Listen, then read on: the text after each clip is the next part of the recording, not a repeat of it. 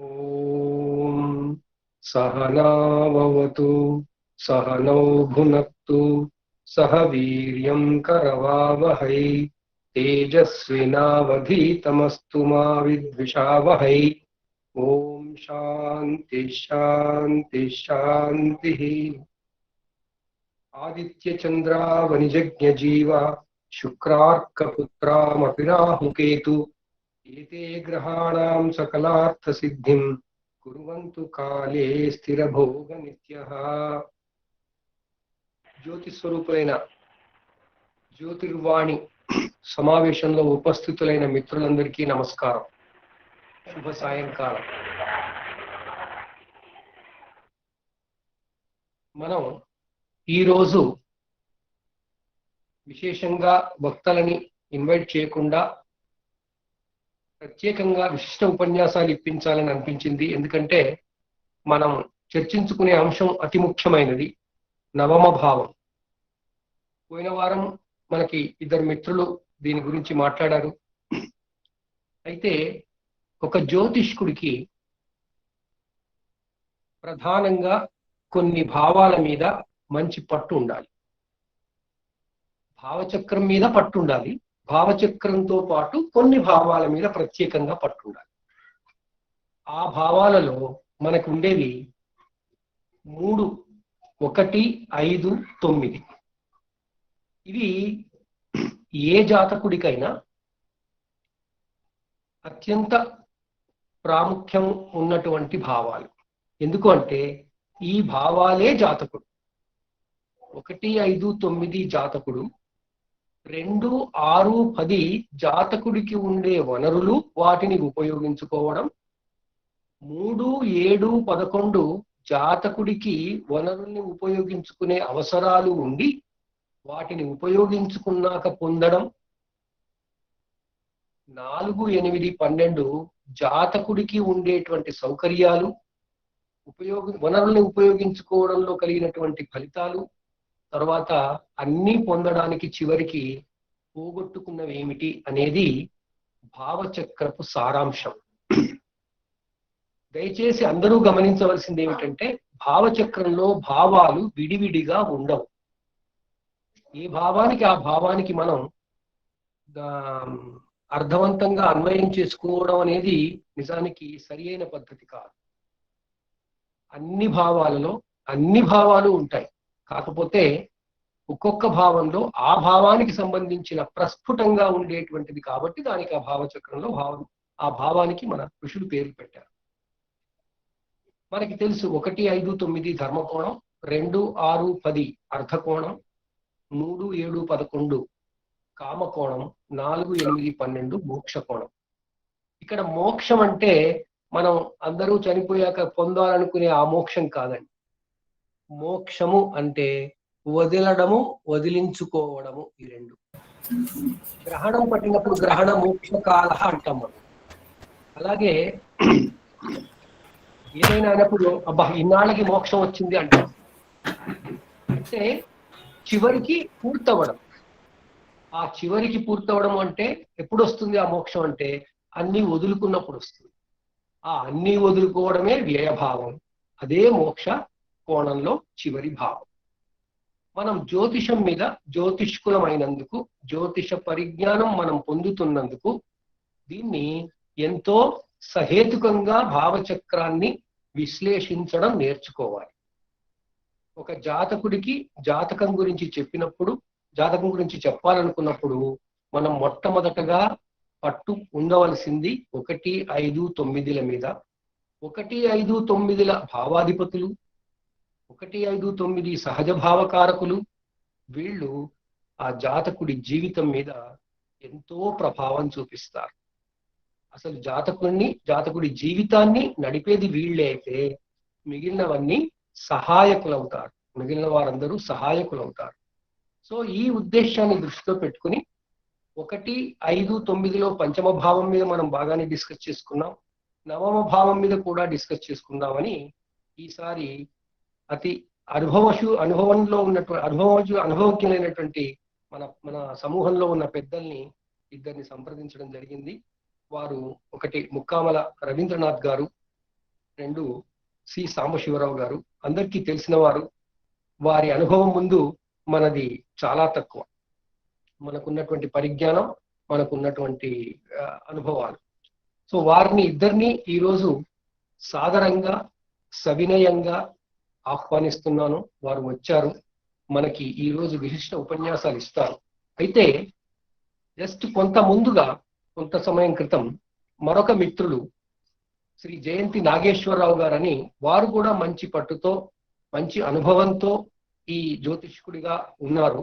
వారు ఒక 10 నిమిషాలు మాట్లాడతానని చెప్పారు కాబట్టి వారిని ముందుగా మాట్లాడమని ప్రార్థన చేస్తూ, ఆ తర్వాత మన రవీంద్రనాథ్ గారిని మాట్లాడమని నేను కోరుతాను.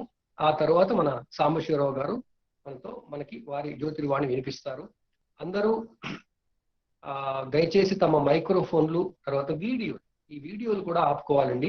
ఎందుకంటే ఈ రోజు ఎవరితోనో చెప్తూ అసలు శ్రద్ధ అంటే ఏమిటి, అధ్యయనం అంటే ఏమిటి, అధ్యయనం గురించి చెప్తే నేను అది మన గ్రూపులో పెట్టాను, అధ్యయనం అంటే ఏమిటి అని. అధ్యయనం అంటే వెనకటి కాలంలో లాగా ఈ రోజు అనధ్యయన రోజా అని చూసుకోవాల్సిన పని లేదండి. ఈ రోజుల్లో అధ్యయనం అంటే శ్రద్ధగా కూర్చుని వినడం, శ్రద్ధగా కూర్చుని దాన్ని చెప్పే వాటిని మనం అర్థం చేసుకోవడం, ఈ రెండే అధ్యయనాలు. దీనికి అనధ్యయనాలు ఏం లేవు. ఎందుకంటే మనం హాయిగా అన్నం తిని లేదా టిఫిన్ చేసి లేదా చేయబోయి హాయిగా సాయంత్రం పూట కూర్చొని కాలక్షేపం కూర్చున్నట్టుగా కూర్చుంటున్నాం. అందువల్ల ఇవి అనధ్యయన దినాలా అధ్యయన దినాలని చూసుకోవాల్సిన అవసరం లేదు. ఈ అధ్యయన దినాలు ఇవన్నీ ఎప్పుడు వస్తాయంటే గురుముఖంగా శృతులుగా చదువుతున్నప్పుడు వస్తాయి. మనం శృతులు లేవు ఇప్పుడు. ఇవన్నీ పుస్తకాలు, తర్వాత యూట్యూబ్లు, ఇలాంటివన్నీ మనం వింటున్నాం. సో వీటి ద్వారా చేసుకుంటున్నప్పుడు అధ్యయనాలు అవన్నీ సంబంధం లేదు. సో నేను ఇప్పుడు మన మిత్రులు శ్రీ జయంతి నాగేశ్వరరావు గారిని తమ 10 నిమిషాల పాటుగా జ్యోతిర్వాణి వినిపించవలసిందిగా కోరుతున్నాను. నాగేశ్వరరావు గారు, ప్లీజ్. నమస్కారం అండి. నా పేరు జయంతి నాగేశ్వరరావు. నేను సాంబశివరావు గారి శిష్యుడే. శ్రీ పివికే పుణ్యేశ్వరరావు గారి యూనివర్సల్ కాలేజ్ ఆఫ్ ఎస్ట్రాలజీలో నేను కేపీ సిస్టంలో నేర్చుకున్నాను. తర్వాత గురువులు దయ వల్ల తర్వాత నేను వినాయకుడిని ఎక్కువ పూజ చేసుకుంటాను. దాంట్లోనే నా ఉపాసన అంతా ఉంటుంది. దానివల్ల ఏదో నేర్చుకున్న కొద్దిలోనే నేను ఏదో కొద్దిగా మాట్లాడగలుగుతున్నాను. ఇదంతా గురువుల దయ, తర్వాత వినాయకుడి దయ. శ్రీ గురుభ్యో నమః. జ్యోతిర్వాణి వారికి ప్రథమంగా నా నమస్కారాలు. ఈ ఆర్గనైజర్స్ అందరికీ కూడా. మనం 9వ భావం గురించి మాట్లాడుకోవాలి. ఇప్పుడు 9వ భావంలో నార్మల్గా ఏ రాశి అయినా సరే, ఏ భావం అయినా కానీ దాంట్లో ఉన్నటువంటి ఇందాక మన సోమనాథ్ శాస్త్రి గారు చెప్పినట్టుగా ఆ భావం యొక్క అధిపతి, తర్వాత అందులో ఉన్న గ్రహం, ఇవన్నీ కూడా పరిగణలోకి తీసుకోవాలి. తర్వాత అదే కాకుండా ఆ గ్రహం ఏ నక్షత్రంలో ఉంది, ఆ నక్షత్రాధిపతి ఎవరు, వారు ఎక్కడున్నారు, వారికి వీరికి ఉన్న సంబంధ బాంధవ్యాలు ఏమిటి, ఇవన్నీ కూడా పరిగణలోకి తీసుకుని జాతక చక్రం పరిశీలన అనేది జరగాలి. అయితే 9వ భావానికి వచ్చేప్పటికి నేచురల్ జోడియాక్లో 9వ భావం అయ్యేప్పటికి ధనుష్ అవుతుంది. అయితే 9వ భావం ఏంటంటే దీంట్లో మనం చెప్పుకునేప్పుడు 9వ భావం విదేశీయానానికి, ఉన్నత విద్యకి, ధార్మిక బుద్ధికి, భక్తికి, గౌరవానికి, శ్రద్ధకి, తత్వ విచారం, ఆధ్యాత్మిక ప్రవేశం, నాయకత్వం, స్వప్నాలు, దీర్ఘ ప్రయాణాలు, సముద్రయానం, గురువులు, మనుమలు, మనవరాండ్రు, న్యాయశాస్త్రం, సైన్స్ కూడా చెప్పుకోవచ్చని, అలాగే సారస్వతం. ఇలాగే ఇంకా చాలా విషయాలు చెప్పుకోవచ్చు ఇందులోను. కానీ మనకు ప్రముఖంగా కొన్ని తీసుకున్నాం కాబట్టి ఇవి తీసుకుంటాము. ఇందులో వచ్చినప్పుడు 9వ భావం నేచురల్ జోడియాక్లోకి వచ్చేప్పటికి ధనుష్ అవుతుందండి. ఇది కనుక మనం లగ్నం కింద తీసుకుంటే ఆ వ్యక్తికి అది అక్కడ లగ్నంలో అధిపతి గురువు. అక్కడ ఏ గ్రహం ఉంది ఏమిటి అనేది తర్వాత.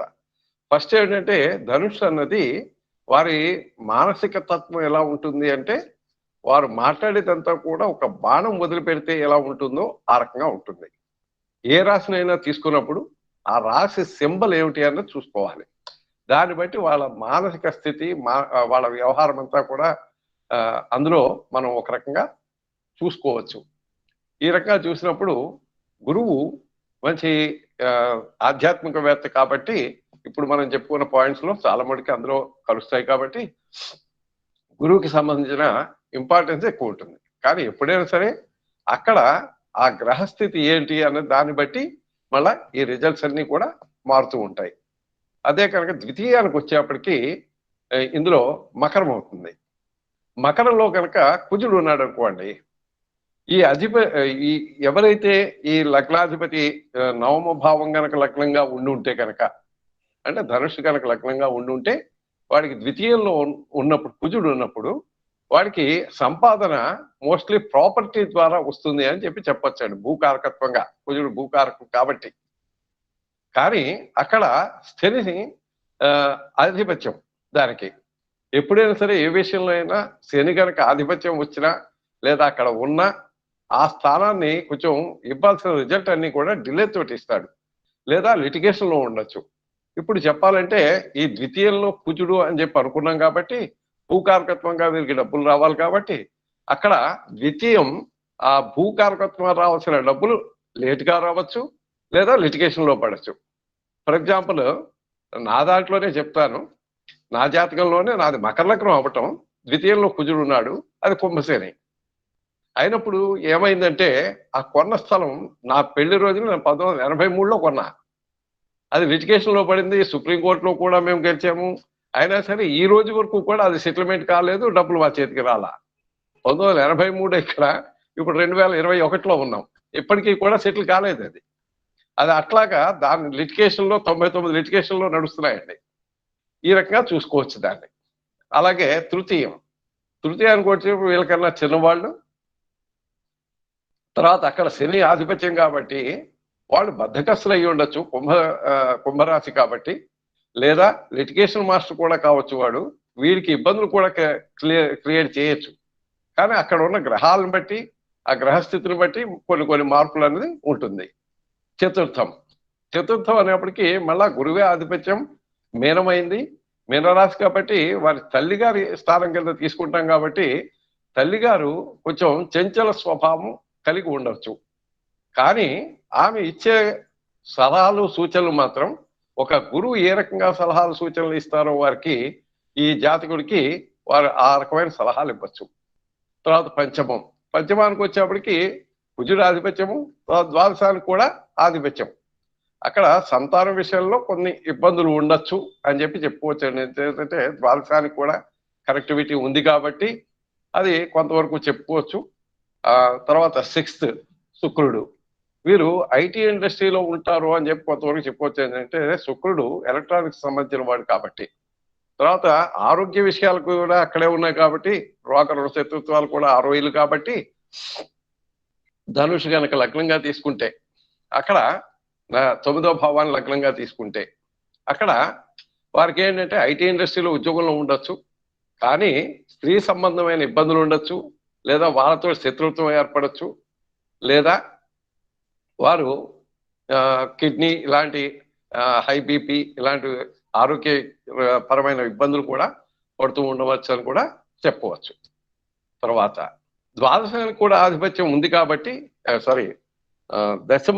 ఏకాదశానికి ఆధిపత్యం ఉంది, అది వేరే అక్కడక్క. తర్వాత సప్తమం బుధుడు ఆధిపత్యం. బుధుడు ఆధిపత్యం అయినప్పటికీ వీరికి ఏంటంటే మేనరికం అవ్వచ్చు అని ఒక రకంగా చెప్పవచ్చు. ఒకవేళ అక్కడ బుధుడు ఉంటే కనుక గ్యారంటీగా మేనరికం అనేది అవుతుంది, అయ్యే అవకాశాలు ఎక్కువగా ఉంటాయి. లేదా ద్వికళత్వం కూడా ఉండొచ్చు బుధుడు కాబట్టి, అక్కడ అవకాశాలు అయితే ఉంటాయండి. కానీ అక్కడ వారితో కలిసి ఉన్న గ్రహాలను బట్టి, వారు ఏ నక్షత్రాల్లో ఉన్నారు దాన్ని బట్టి మళ్ళా ఫలితాలు, అది పాజిటివ్ రిజల్టా నెగిటివ్ రిజల్టా అనేది ఇంకొక రకంగా అది చూసుకోవాలి. తర్వాత అష్టమానికి వచ్చేప్పుడు చంద్రుడి ఆధిపత్యం కాబట్టి, అక్కడ చంద్రుడి ఆధిపత్యం వచ్చినప్పుడు వీళ్ళకి చంద్రుడు ఎప్పుడైనా సరే అష్టమానికి ఆధిపత్యం వచ్చినప్పుడు నేను ఇంతవరకు చూసిన జాతకాల్లో వారు మానసికంగా ఇబ్బంది పడుతూ ఉంటారు. టెన్షన్స్ ఇవన్నీ బాగా ఎక్కువ క్రియేట్ అవుతున్నట్టుగా నాకు నా అబ్జర్వేషన్లో చూసింది. దీనికి నేను ఇచ్చిన సలహా ఏమిటంటే, నేను ఇచ్చే రెమెడీ ఏమిటంటే 10 పౌర్ణములు కంటిన్యూస్గా గ్యాప్ ఇవ్వకూడదు. ఒక ఆడవాళ్ళకి ఏంటంటే వాళ్ళకి ఇబ్బందులు ఉంటాయి కాబట్టి వాళ్ళు ఇవ్వచ్చు, వాళ్ళు ఆ గ్యాప్ అనేది ఆ టైంలోనే. మళ్ళా వేరే రకంగా కావాలని మానేస్తే మాత్రం కుదరదండి. ఆ రకంగా ఏమిటంటే 10 పౌర్ణములు ఉపవసించి, అంటే వాళ్ళ శారీరక తత్వాన్ని బట్టి వాళ్ళు పూర్తిగా ఉపవాసం ఉంటారా, లేదా పాలు పళ్ళు తీసుకుని ఉంటారా, ఇంకో రకంగా ఉంటారా అన్నది వాళ్ళు డిసైడ్ చేసుకోవచ్చు. అదే ఆప్షన్ ఇస్తాము. ఇచ్చి వాళ్ళు ఏంటంటే సాయంత్రం చంద్రోదయం అయిన తర్వాత అప్పుడు స్నానం చేసుకుని ముందుగా పాలు అప్పటికప్పుడు కాచుకున్న పాలు కొద్దిగా చిన్న గ్లాసులో తీసుకుని దాంట్లో కొద్దిగా పంచదార వేసి చంద్రుడికి ఎదురుకుండా అభిముఖంగా నించుని ఓం నమ సోమాయత అన్న మంత్రాన్ని 108 సార్లు చెప్పుకుని దాన్ని ఆ పాలు నివేదన చేసి అది తీర్థం కింద తీసుకుంటే కనుక వారు ఈ రకమైన ఇబ్బందులు తొలగాయని కూడా ఒక రకంగా చెప్పవచ్చు. తర్వాత అలాగే ఈ మకర కుంభాల్లో కనుక చంద్రుడు ఈ స్థితుడై ఉంటే, ఇది ఆధిపత్యం చెప్పుకున్నాము, ఒకవేళ అక్కడ ఉంటే ఇంకా దారుణంగా ఉంటుంది వాళ్ళ మానసిక స్థితి. అదే కనుక మకరంలో కానీ కుంభంలో కానీ ఈ చంద్రుడు ఉంటే కనుక అప్పుడు ఏమవుతుందంటే పునరుపు అనేటువంటి ఒక దోషం కింద క్రియేట్ అవుతోంది. వారికి ఏ పని పట్టుకున్నా డిలే అన్నది ఉంటుంది. ఈవెన్ వివాహంలో కానీ దీంట్లో కానీ అబ్జర్వ్ చేసిందండి. దీనికి రెమెడీ కింద నేను ఏమిస్తూ ఉంటానంటే 6 శనివారాలు సాయంత్రం 5:45 నుంచి 6:15 యాక్చువల్గా ప్రదోష కాలంలో అంటే సన్సెట్ టైంలో వాళ్ళు బ్లాక్ అండ్ వైట్ డ్రెస్ వేసుకుని, బ్లాక్ ఏమో నార్మల్గా శనికి, చంద్రుడికి ఏమో తెలుపు, ఆ డ్రెస్ వేసుకుని, అంటే ప్లెయినే ఉండాలి తప్ప దాని మీద మళ్ళీ డిజైన్లు ఉంటే కనుక ఆ కలర్ను బట్టి వేరే గ్రహాలు కూడా యాడ్ అయిపోతాయి కాబట్టి అది పనికి రాదు. వాళ్ళు బ్లాక్ అండ్ వైట్ డ్రెస్ వేసుకుని శివాలయానికి వెళ్ళి ఆ హాఫ్ అన్ అవర్ అక్కడ కూర్చుని శివపంచాక్షరి చేసుకుంటే కనుక ఆ డిలే అన్నది తగ్గుతోంది. ఇది నేను ప్రాక్టికల్ గా ఎవరి దగ్గర కాదు, మా అమ్మాయికే నేను ప్రయత్నం చేశాను. మా అమ్మాయికి ఆ రకంగా ఉంటే దాంట్లో చేయిస్తే 6 వారాలకి వెళ్లాల్సింది 4వ వారం కల్లా మ్యారేజ్ సెటిల్ అయిందండి. మ్యారేజ్ డిలే అవుతుందని చెప్పి నేను ఇది చేయించాను. ప్రాక్టికల్ గా నేను చూస్తే కానీ నార్మల్ గా ఎవరికి ఎక్కువ సజెషన్స్ ఇవ్వను. తర్వాత నవమం. నవమం ఆధిపత్యం రవిది.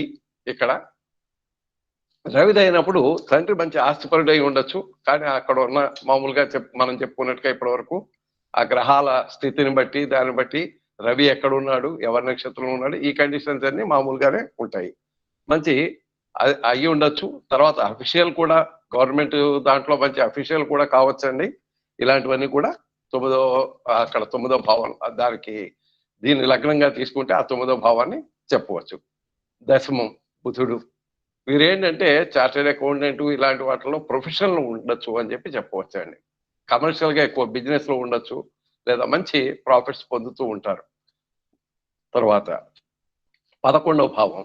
11వ భావం వచ్చేప్పుడు శుక్రుడే ఆధిపత్యం. అక్కడ పెద్ద దాని గురించి ఏముందంటే లాభాలు అవన్నీ కూడా వారికి 6th కాబట్టి సర్వీస్ లో మంచి ప్రమోషన్స్, తర్వాత అవార్డ్స్, రివార్డ్స్ ఇవన్నీ కూడా పొందుతారని కొంతవరకు చెప్పొచ్చు. కానీ మళ్ళా ఇక్కడ కూడా కండిషన్ అప్లై. గ్రహస్థితిని బట్టి వాళ్ళు శుక్రుడు ఉన్న నక్షత్రాధిపతులను బట్టి వీటిని బట్టి అవన్నీ మోడిఫికేషన్ అవుతాయి. తర్వాత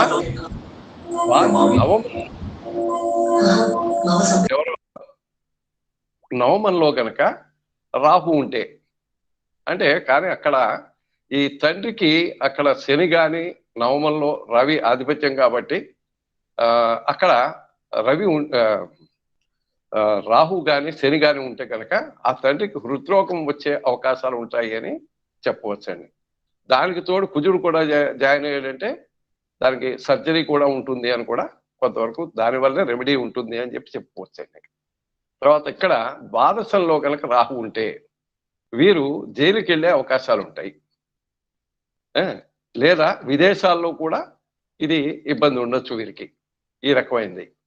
తర్వాత అక్కడేంటి దీనికి ఒక రెమెడీ నేను ప్రాక్టికల్ గా ఇంతవరకు చూసింది కూడానండి. ద్వాదశంలో రాహు ఉన్నప్పుడు ఆడపిల్లలకైతే బంగారు గాజు చేతికి వేసుకుని అది బయటికి తీయకూడదు. అదే కనుక ద్వాదశంలో మగపిల్లలు అయితే వాళ్ళకి చేతికి రాగి కడియం, దుర్గామ్మవారి ఇంప్రెషన్ ఉన్నది, దాని మీద అతకబెట్టింది కాదండి, అతకబెట్టింది ఎప్పుడైనా ఊడిపోవచ్చు. వాళ్ళు నిద్రావస్థలో కానీ ఏ అవస్థలోనూ కూడా అది తీయకుండా ఉంటే వాళ్ళు చాలా హ్యాపీగా ఉంటారు. దీంట్లో ఒక ప్రాక్టికల్ కేసు కూడా నేను ఎగ్జాంపుల్ కింద చెప్తాను. నా దగ్గరికి జాతకం గురించి ఒకళ్ళు వచ్చారు. వాళ్ళు అందులో చూసి నేనేమన్నానంటే ఈ అబ్బాయి లవ్ అఫైర్ లో ఉండాలి, జైలుకి పోయే అవకాశాలు ఉంటాయి, వీరికి ఇది ఇంప్లిమెంట్ చేయండి, పని అవుతుంది అని చెప్పా. నా దగ్గర రెండింటి వరకు ఉన్నారు. వాళ్ళు బిహెచ్ఎల్ లో ఉంటారు. బిహెచ్ఎల్ టెంపుల్లో ఈ రాగి కడియం అనేది అవైలబుల్ ఉంది, నేను చూశాను. అది నుంచి అదే సజెస్ట్ చేశాను, అక్కడికి వెళ్ళి తీసుకోమని. పక్కనే దుర్గామ్మవారు కూడా ఉంది, శుక్రవారం నాడు అక్కడ పూజ చేయించి ఆ అబ్బాయికి వేయండి అని చెప్పా. కానీ వీళ్ళు 3ంటికి అక్కడ బిహెచ్ఎల్ చేరేపటికి అప్పుడే ఆ అబ్బాయిని పోలీసులు పట్టుకెళ్ళిపోయారు. వెంటనే వాళ్ళు ఏం చేశారంటే అది వాళ్ళు డైరెక్ట్ గా గుడి దగ్గరికి వెళ్ళి ఆ రాగి కడియం తీసుకుని దుర్గమ్మవారి గుడిలో పూజ చేయించి పోలీస్ స్టేషన్కి వెళ్ళి ఆ అబ్బాయికి వేశారు. వేసిన తర్వాత ఒక హాఫ్ అన్ అవర్ లో కాంప్రమైజ్ చేసి ఆ అబ్బాయిని ఇంటికి పంపించేశారండి. ఈ రకంగా ఏంటంటే 9వ భావాన్ని తీసుకుని లగ్నంగా తీసుకుని చెప్పాలంటే ఈ రకంగా చెప్పవచ్చండి. 9వ భావం ఈ రకంగా చెప్దామని చెప్పి ఈ అవకాశం ఇచ్చిన సోమనాథ శాస్త్రి గారికి, వీరందరికీ కూడా ధన్యవాదాలు. మా గురువు గారికి కూడా ధన్యవాదాలు. నమస్కారం అండి, ధన్యవాదాలు. ఈ అవకాశం సోమనాథ శాస్త్రి ఇవ్వలేదండి, ఈ అవకాశం ఇచ్చింది జ్యోతిర్వాణి. మీ అనుభవాన్ని, మీరు చెప్పినటువంటి రెమెడీస్ ని చాలా మంది గ్రహించారు. ఒక విషయం నేను విన్నవించుకునేది ఏంటంటే, వీరు నాగేశ్వరరావు గారు మంచి అనుభవజ్ఞులు, రెమెడీస్ బాగా చెప్తున్నారు కాబట్టి వారి అనుభవంలో వచ్చిన రెమెడీస్ చెప్పారు. దీని అర్థం ధనస్సు లగ్నం అయితే వాళ్ళు జైలుకు పోతారని అనుకోకండి. అలాగే రాహు ఎక్కడో 12లో ఉంటే తప్పకుండా జైలుకి వెళ్తారని అనుకోకండి. ఆ జైలుకి వెళ్ళడానికి కూడా మళ్ళీ ఇంకా మిగతా భావాలు, మిగతా గ్రహాలు కారణం అవుతాయి. అందువల్ల అది అక్కడ కండిషన్ చెప్పాను కదండి, దానికి ఏంటంటే కండిషన్స్ అప్లై అన్నారు కాబట్టి ఆ కండిషన్స్ అప్లై గురించి బాగా మనం గుర్తుపెట్టుకోవాలి. మనకి దురదృష్టం ఏంటంటే, ఈ జ్యోతిషం నేర్చుకున్న వాళ్ళంతా ముందు నకారాత్మక భావాలు తొందరగా ఎక్కించేసుకుంటారు. నెగిటివ్ భావాలు, నెగిటివ్ రిజల్ట్స్, నెగిటివ్ అన్ని కూడా మొదలు టక్క మైండ్ లోకి ఎక్కిపోతాయి. అసలు పాజిటివ్ థింగ్స్ ముందుకు రావు. ఇది రాకూడదు అని మన జ్యోతిర్వాణి చేసే ప్రయత్నం అదే. ఏంటంటే నకారాత్మకంగా వస్తున్న వాటికి కూడా వారు చెప్పారు, మంచి మంచి రెమెడీస్ చెప్పారు. అవి గుర్తుపెట్టుకోవడం వరకే. ఆ రెమెడీస్ ఎన్నో వాటి కూడా మనకు వస్తాయి మళ్ళీ. అందువల్ల దీన్ని మనం గ్రహించేటప్పుడు యాజ్ ఇట్ ఈస్ గా కాకుండా సమగ్రంగా దాని వెనక ఉన్నటువంటి పార్శ్వ నేపథ్యాన్ని కూడా గమనించుకుంటూ మీరు గ్రహించాలని కోరుతున్నాను. ఇప్పుడు నేను మన రవీంద్రనాథ్ గారిని తమ జ్యోతిర్వాణి వినిపించవలసిందిగా కోరుతున్నాను.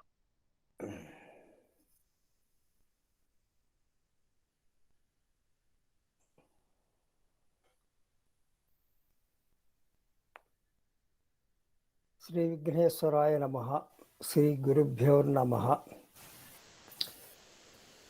వేద సంస్కృతి పరిషత్ వారి జ్యోతిర్వాణి సాప్తాహిక కార్యక్రమంలో ఉపస్థితులైన జ్యోతిష పండితులకు, ఔత్సాహికులకు, విద్యార్థులకు నమస్కారం. ఈనాటి ప్రసంగ అంశం 9వ భావం. నవమ భావం గురించి మనం చెప్పుకోబోతున్నాము. ఏ భావం గురించి మనం మాట్లాడినా కానీ, ఎంతసేపు చెప్పినా కానీ అది అంత ఉండదండి. ఎంతో ఉన్నది విషయం. సముద్రం అంత లోతు ఉంటుంది ప్రతి విషయం. అదేవిధంగా ఇందాక సోమనాథ శాస్త్రి గారు చెప్పినట్టు ఏ భావాన్ని కూడా మనం ఒక ఐసోలేషన్లో దాన్ని విడిగా చూసి ఈ రకంగా జరుగుతుందని చెప్పడానికి కుదరదు. ఈ నవభావాన్ని మనం విశ్లేషించేటప్పుడు ముందు ముఖ్యంగా చూడవలసింది నైసర్గికంగా నవమ భావం అంటే ఏమిటి. ఈనాడు నేను చెప్పబోయేది ముఖ్యంగా విద్యార్థుల్ని దృష్టిలో పెట్టుకుని చెప్తున్నానండి. ఈ గ్రహం ఉంటే ఇది జరుగుతుంది, ఆ రాశి ఉంటే అది జరుగుతుంది, ఎంత చెప్పుకుపోయినా అది ఎక్కదు. విద్యార్థులను దృష్టిలో పెట్టుకొని విషయ పరిశీలన ఎలా చెయ్యాలి అంటే మీరు ఏ రకంగా దాన్ని అప్రోచ్ అవ్వాలి అనేది మాత్రమే నేను చెప్పదలుచుకున్నాను ఇవాళ. నవభావం నైసర్గికంగా తీసుకుందాం. నైసర్గికంగా తీసుకుంటే మేషాదిగా తీసుకుందాం, ధనుస్సు నవభావం అవుతుంది. ధనుస్సు నవభావం అయినప్పుడు మన శాస్త్రం ఏం చెప్పింది? నవభావం ఏం సూచిస్తుందని చెప్తోంది. నవభావం అనగానే మనకు గుర్తొచ్చేది తండ్రి, భాగ్యము. ఈ 2 విషయాలు గుర్తొస్తాయి. తండ్రి అనగా ఎవరు? ప్రథమ గురువు తండ్రి. ఏ బిడ్డకైనా ప్రథమ గురువు తండ్రి. మనం నవమానికి వచ్చాము. నవమానికి అధిపతి గురుడు. ధనస్సు రాశి అంటే గురువు తండ్రి. శాస్త్రపరంగా చూస్తే శాస్త్రం ఏం చెప్పింది? భాగ్యం అంటే కలిసి రావటం, అదృష్టం, ఆధ్యాత్మికం, కర్మ, ధార్మికత, ఆస్తికత్వం, గురుతో మోహ అన్నారు. నువ్వు గురువు ద్వారా నేర్చుకుంటావా లేదా నీవే గురువై ప్రవర్తిస్తావా? ఈ రెండిట్లో ఏదో ఒకటి తప్పనిసరిగా ఉంటుంది. అదేగాక శిక్షకుడు, నేర్పేవాడు, నేర్చుకునేవాడు ఇద్దరు కూడా అవభావం సూచిస్తుంది హయ్యర్ లెవెల్లోన. ఇవి కాక నవభావం ముఖ్యంగా సూచించేది మరొకటి ఉంది, అది తేజస్సు. ఆ తేజస్సు ప్రభావితమైన తేజస్సు. నవభావం బలంగా ఉన్నవారి దగ్గరికి మనం వెళ్తే వారిలో ఉన్న తేజస్సు మన ప్రభావితం చేస్తుంది. వారు ఏ విషయం మాట్లాడతారు అనేది వేరే విషయం, వారు ఏ విషయం మాట్లాడినా మనం ప్రభావితం అవుతాం. నవభావం బలంగా ఉంటే ఆ జాతకునికి ఆ యొక్క గుణం ఉంటుంది, అది నిబిడమై ఉంటుంది. ఈ విషయం ఒక ఎగ్జాంపుల్ చెప్తాను ఎలాగో అనేది. మన జగ్గి వాసుదేవ్ గారిని ఒక పాత్రికేయులు బర్ఖాదత్ గారు ప్రశ్న వేశారు ఒకసారి. ఎవడి సాధువులు, ఈ గురువులు వీళ్ళందరూ అవసరమా? మేము పుట్టాం, పెరిగాం, చదువుకున్నాం, ఉద్యోగాలు చేస్తున్నాము, శుభ్రంగా హాయిగా బతుకుతున్నాము, ఈ గురువు యొక్క అవసరం ఏంటి మాకు అసలు అంది ఆవిడ. ఆయన నవ్వి, అమ్మ మీరు డ్రైవ్ చేస్తారా అని అడిగారు. చేస్తానండి అంది. GPS వాడతారా అన్నారు. వాడతానండి అంది. నీకు అన్నీ తెలుసు కదా, నీకు GPS ఎందుకు అని. You are driving in unknown territory. నువ్వు ఎక్కడి నుంచి వచ్చావు? నువ్వు పుట్టావు, పెరిగావు, ఏదో చేస్తున్నావు, వెళ్తున్నావు, కానీ నువ్వు ఎక్కడి నుంచి వస్తావు, నువ్వు ఎక్కడికి వెళ్తున్నావు అది నీకు తెలియదు కదా. నీకు మార్గదర్శకం కావాలి కదా. జీవితం అనే మార్గంలో ఎన్నో మలుపులు వస్తాయి. ఆ మలుపుల్లో కొన్ని ఒడిదుడుకులు ఉంటాయి. ఆ ఒడిదుడుకులప్పుడు మీరు ఏమిటి చేయాలి, ఎలా చేయాలి, జీవితం అంటే ఏమిటి, జీవనం అనేది మీకు తెలియజెప్పడానికి గురువులు ఉన్నారు అన్నాడు. అంతే, ఆవిడ అయిపోయింది అక్కడ. అలాగే ఈ మధ్యన ఒక వీడియో చూశాను. ఒక పండితుడిని ఒక పాత్రికేయుడు మంచి జాడించి అడిగాడు,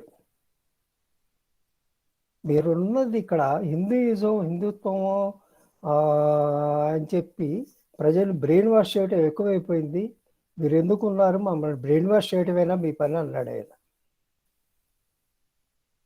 అప్పుడు ఆ పండితుల వారు, అవును మిమ్మల్ని బ్రెయిన్ వాష్ చేయటమే నా పని, మాకు ఇంకో పని లేదు. కారణం మెటీరియలిస్టిక్ వ్యూ ఎక్కువైపోయి కేవలం సంపాదనే ధ్యేయం అయిపోయింది. పాశ్చాత్య నాగరికత తీసుకొచ్చారు, మీ బుర్ర మకిలి పెట్టిపోయింది. జీవితం అంటే ఏమిటో తెలియదు, జీవన విధానం అంటే ఏమిటో తెలియదు, అన్నీ వదిలేసుకున్నారు. ఎక్కడి నుంచి వచ్చారో ఎక్కడికి పోతున్నారో మీకు తెలియట్లేదు. మీ బుర్రకు పట్టిన మకిలి వదిలించటమే మా పని, మాకు ఇంకో పని లేదు అని సనాతన ధర్మం మీద ఆయన అనర్గళంగా అరగంట సేపు మాట్లాడండి. అంతే, ఆ పాత్రికేయుడికి చవట్లు పెట్టినాయి. 9వ భావం బలంగా ఉన్నవారికి ఆ రకమైన తేజస్సు ఉంటుంది. వారు మాట్లాడితే అది మనం వింటూ ఉంటాం అంతే. వారు చెప్పేది సరిగ్గా ఉంటుంది, సక్రమంగా ఉంటుంది. అయితే ఈ 9వ భావం బలంగా ఉండటం ఒక్కొక్క వ్యక్తికి ఒక్కొక్క రకంగా ఉండొచ్చు, ఒక్కొక్క విషయం మీద ఉండొచ్చు. వారు ఏ విషయంలో నిష్ణాతులు అనే దాని మీదే ఆధారపడి ఉంటుంది. ఈ జగ్గి వాసుదేవ్ గారు, ఆ పండితుడు, వీరిద్దరికీ కూడా గురువు చాలా బలంగా ఉన్నారు. అందుకే ఆధ్యాత్మిక విషయాలు, సనాతన ధర్మ విషయాలు చాలా ఎక్కువ మాట్లాడతారు వాళ్ళు. సరే, ఇప్పుడు మన నైసర్గికంగా నవమ భావం ఏం చెప్తుందో చూద్దాం. మన శాస్త్రాలు ఏం చెప్పినాయి? నవభావం ధనస్సు, ధనుస్సుకు అధిపతి గురుడు, శుభగ్రహం, అంతా మంచి చేస్తాడు, మంచి గుణం ఇస్తారు. ఈ ధనుర్రాశి కారకత్వాలు మనం చూస్తే ధనుర్రాశికి సాత్విక గుణము, క్షత్రియ వర్ణము, అగ్నితత్వము, నాక్చున్నల్ అంటే రాత్రిపూట బలముగా పనిచేస్తుంది అని, ధర్మము, ఇది కాక ఇందులో 3 నక్షత్రాలు మూల, పూర్వాషాఢ, ఉత్తరాషాఢ 3 నక్షత్రాలు ఉన్నాయి. ఈ 3 నక్షత్రాలు కూడా ప్రేరణ. మూల నక్షత్రానికి ప్రేరణ కర్మ. మూల నక్షత్రం ఎవరికైతే బలంగా ఉంటుందో వారి కర్మ గురించి ఎక్కువ ఆలోచిస్తారు. కర్మ అనేది వారికి ప్రేరణ ఇస్తుంది. అలాగే పూర్వాషాఢ నక్షత్రాన్ని తీసుకున్నాం, వాళ్ళు మోక్షం అన్న ఆలోచన వాళ్ళకి ప్రేరణ ఇస్తుంది. మోక్ష విషయం ఏమిటి అనేది కాదు, మోక్షం ఒక విషయాలు వదిలించుకోవటమే మోక్షం అని చెప్పి ఇందాక సోమనాథ శాస్త్రి గారు అన్నారు, అది నిజం. అలాగే ఉత్తరాషాఢ కూడా మోక్షం గురించి ఆలోచిస్తుంది. నైసర్గికంగా మన నవభావాన్ని తీసుకొని చూస్తే ఇక్కడ ఏమిటి కనిపిస్తోంది? సాత్విక గుణం కనిపిస్తోంది, క్షత్రియ వర్ణం కనిపిస్తోంది, అగ్నితత్వం కనిపిస్తోంది. ఈ 3 ముఖ్యం. అంటే నవభావము సాత్విక గుణం అంటే సాధు స్వభావంతో ప్రవర్తించడం, ముందుకు దూసుకుపోవటం అనేది ఉంటుంది అగ్నితత్వం కాబట్టి. అలాగే క్షత్రియ వర్ణం కాబట్టి ధైర్య సాహస ప్రదర్శన ఉంటుంది. ఇక ధైర్య సాహసాలు అంటే అతి దూటాలు పోట్లాడాలు కాదండి. ఏ విషయాన్నైనా సరే వెళ్ళు సూపరు ముందుకే వెళ్తారు. అది ధనస్సు గుణ ముఖ్య లక్షణం కూడాను. ముందు చూపు, ముందుకే వెళ్తుంది ధనస్సు, వెనక్కి చూడడం అనేది ఉండదు. ఇది నవమ భావము నైసర్గికంగా ఈ రకమైన లక్షణాలతో ఉంటుంది. ఇప్పుడు ఈ నవమ భావంలో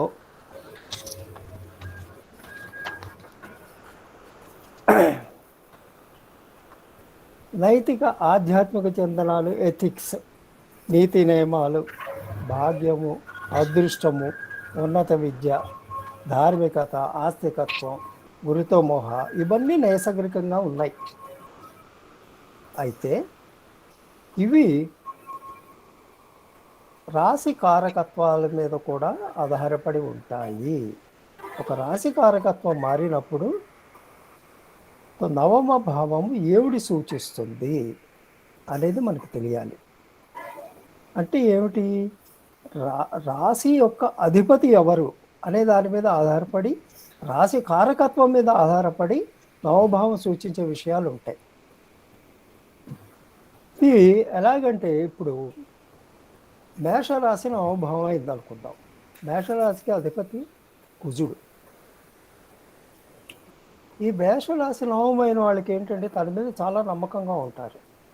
వారు ఏ ఆలోచన చేసినా, ఏ పని చేసినా చాలా నమ్మకంగా ఉంటారు. వాళ్ళు తన ఆలోచన మీద, తను చేసే పని మీద వాడు ఒక పట్టుకుంటే అది పట్టు వదలదు. ఏవి చేసినా తనకి నచ్చేవే చేస్తారు, ఇంకోటి గురించి ఆలోచించారు. ఇక్కడ ఫ్లెక్సిబిలిటీ చాలా తక్కువ ఉంటుంది వాళ్ళకి. At the same time cool mind అంటే కుజుడు అంటున్నారు, కూల్ మైండ్ అంటున్నారు. కుజుడేమో అగ్నితత్వం కదా, అది కూల్ మైండ్ అంటే. ఇక్కడ నేను చెప్పేవన్నీ పాజిటివ్ సెన్స్లో చెప్తున్నాను. వీటికి మాడిఫికేషన్స్ వస్తాయి ఇండివిజువల్ హారోస్కోప్ని బట్టి. ఒక పాజిటివ్ సెన్స్లో మనం తీసుకుంటే నవభావం ఎలా పనిచేస్తుంది. మేషరాశి వారికి ఈ రకంగా ఉంటుంది. అదే వృషభ రాశి వాళ్ళని తీసుకుందాం. వృషభ రాశి నవమం అయితే వృషభ రాశికి అధిపతి శుక్రుడు.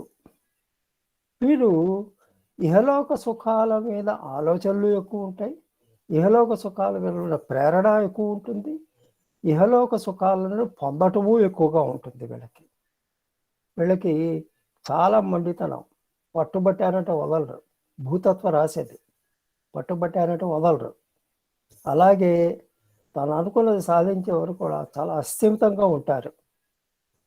అస్థిమితంగా ఉంటారు. వీరికి ఆహారం మీద, కుకింగ్ మీద, ఆర్థిక విషయాల మీద ఎక్కువ ఆసక్తి వస్తుంది.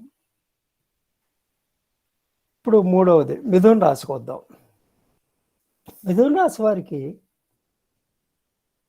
ఆ మిథున రాశి ఆధిపత్యం బుధుడిది.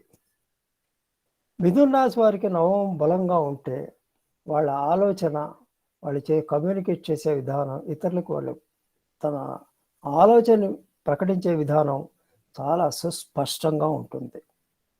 చాలా సుస్పష్టంగా ఉంటుంది. వాళ్ళు నేర్చుకున్న విషయాన్ని, వాళ్ళకి తెలిసిన విషయాన్ని ఇంకోళ్ళకి చెప్పటం మీద ఆసక్తి ఉంటుంది. ఇది ద్విస్వభావ రాశి అవటం వలన వీరికి ప్రొఫెషన్స్ టీచింగ్ సైడ్లో ఎక్కువగా ఉండటంతో పాటు అటు ఇటు మారడము ఇవన్నీ కూడా ఉంటాయి. ఇప్పుడు కర్కాటక రాశికి వద్దాం. కర్కాటక రాశికి ఆధిపత్యం చంద్రుడు. నైసర్గికంగా 4వ రాశి, చతుర్థ. ఈ నవమం 9 అయిన వాళ్ళి, నవమం కర్కాటకమైన వాళ్ళకి శాంతి కాముకత్వం ఎక్కువ ఉంటుంది. అయితే దీనికి అధిపతి చంద్రుడు అవటం వలన మనస్తత్వం కాస్త చంచల మనస్తత్వం ఉండడము, జీవిత సహచరితో, పిల్లలతో కాస్త సంబంధ బాంధవ విషయాల్లో చిన్న చిన్న చిరాకులు రావడము, వీళ్ళకి నమ్మకం, ఎటు మనిషి మీద నమ్మకం అనేది కొంచెం తక్కువగా ఉంటుంది. వాళ్ళకి అతి దగ్గరగా బాగా ముఖ్యమైన వాళ్ళని మాత్రమే నమ్ముతానండి. ఇది ఎంత బలంగా ఉంటే సమస్య అంత పెరుగుతుంది అని చెప్తాయి కొన్ని గ్రంథాలు. కానీ ఆ రకంగా కావచ్చు, ఈ రకంగా కావచ్చు, మొత్తం ఓవరాల్ కాంబినేషన్ తీసుకొని చూస్తే మనం ఆ రకంగా కావచ్చు, ఈ రకంగా కావచ్చు, అది ఎలా అవుతుంది అనేది. అయితే నైసర్గికంగా చూస్తే మాత్రం ఇవే చెప్తాయి.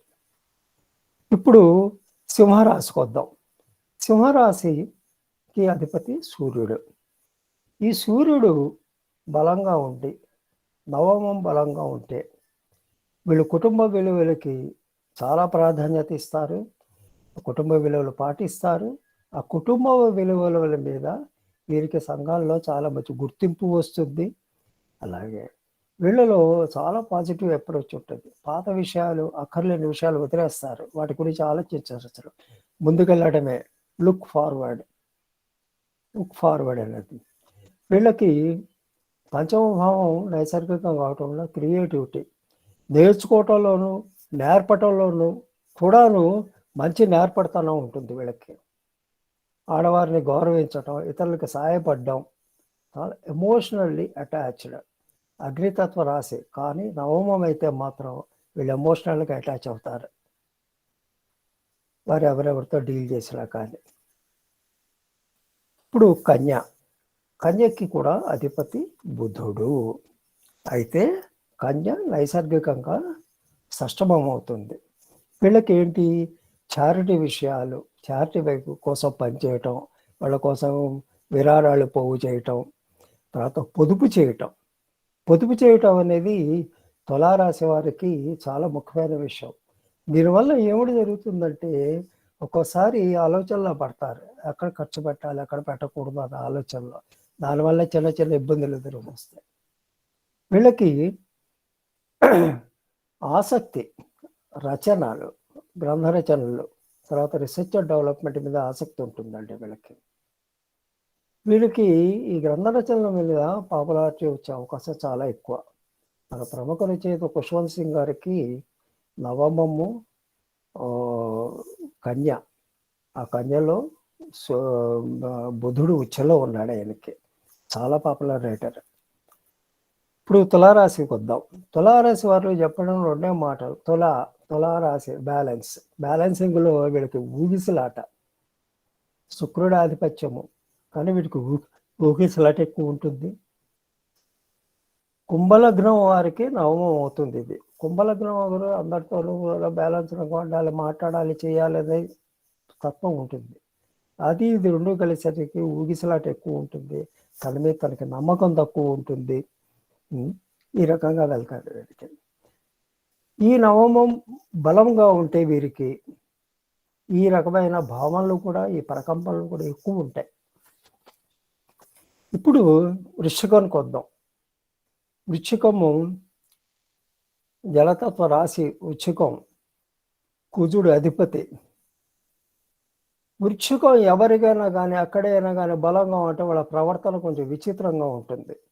ముఖ్యంగా నవంబర్లో ఉండే వాళ్ళు కలిసినప్పుడు వాళ్ళు ఏం ఆలోచిస్తున్నారు అనేది, భవిష్యత్తు గురించి వాళ్ళు ఏమనుకుంటున్నారు, భాగ్యం గురించి వాళ్ళు ఏమనుకుంటున్నారు, మీరు వాళ్ళ గమనిస్తూ ఉంటే మీరు కొంచెం విచిత్రంగా కనిపిస్తూ ఉంటారు.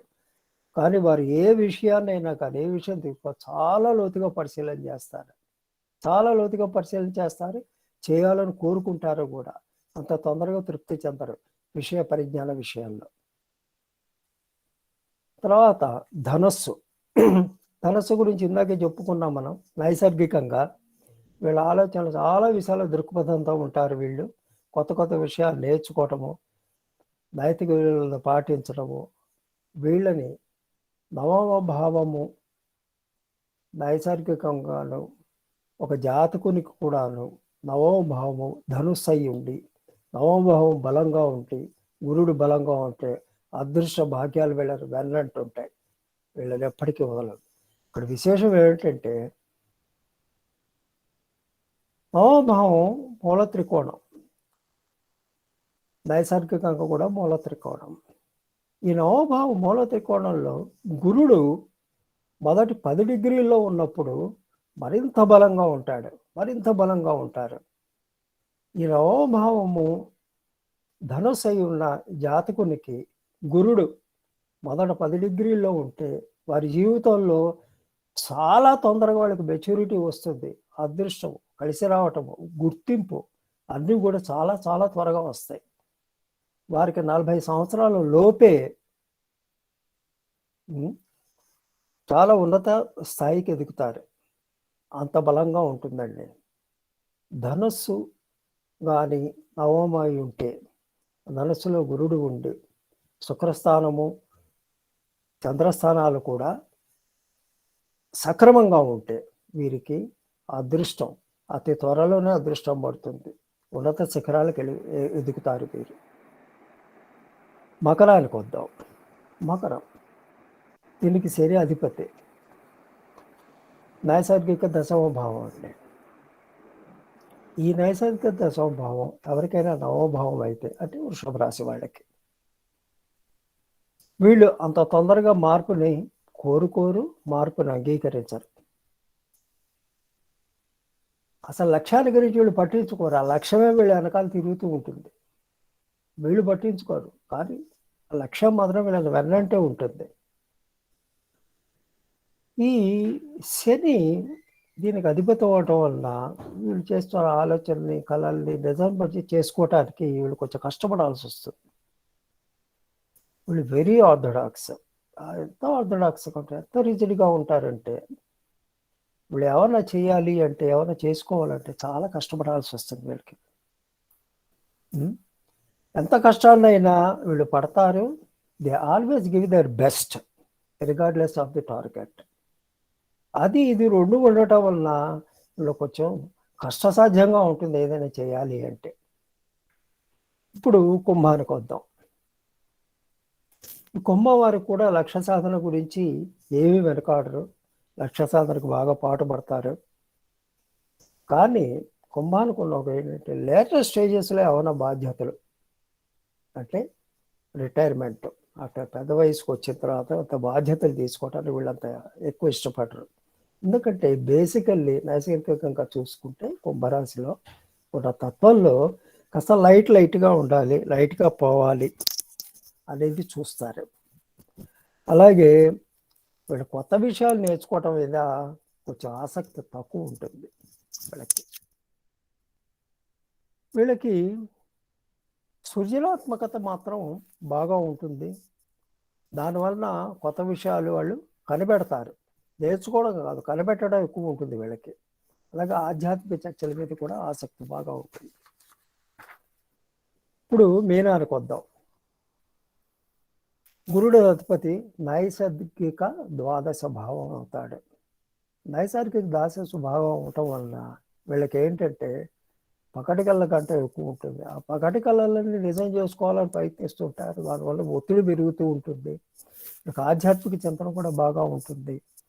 వీరికి నైసర్గిక ద్వాదశం అవటం వల్ల రహస్య సమాచారాలు సేకరించడం, క్రోడీకరించటము, విశ్లేషించటము, ఈ రకమైన విషయాల మీద ఆసక్తి ఉంటుంది. ఈ విధంగా నైసర్గిక ధనుస్సు నవోభావం అయితే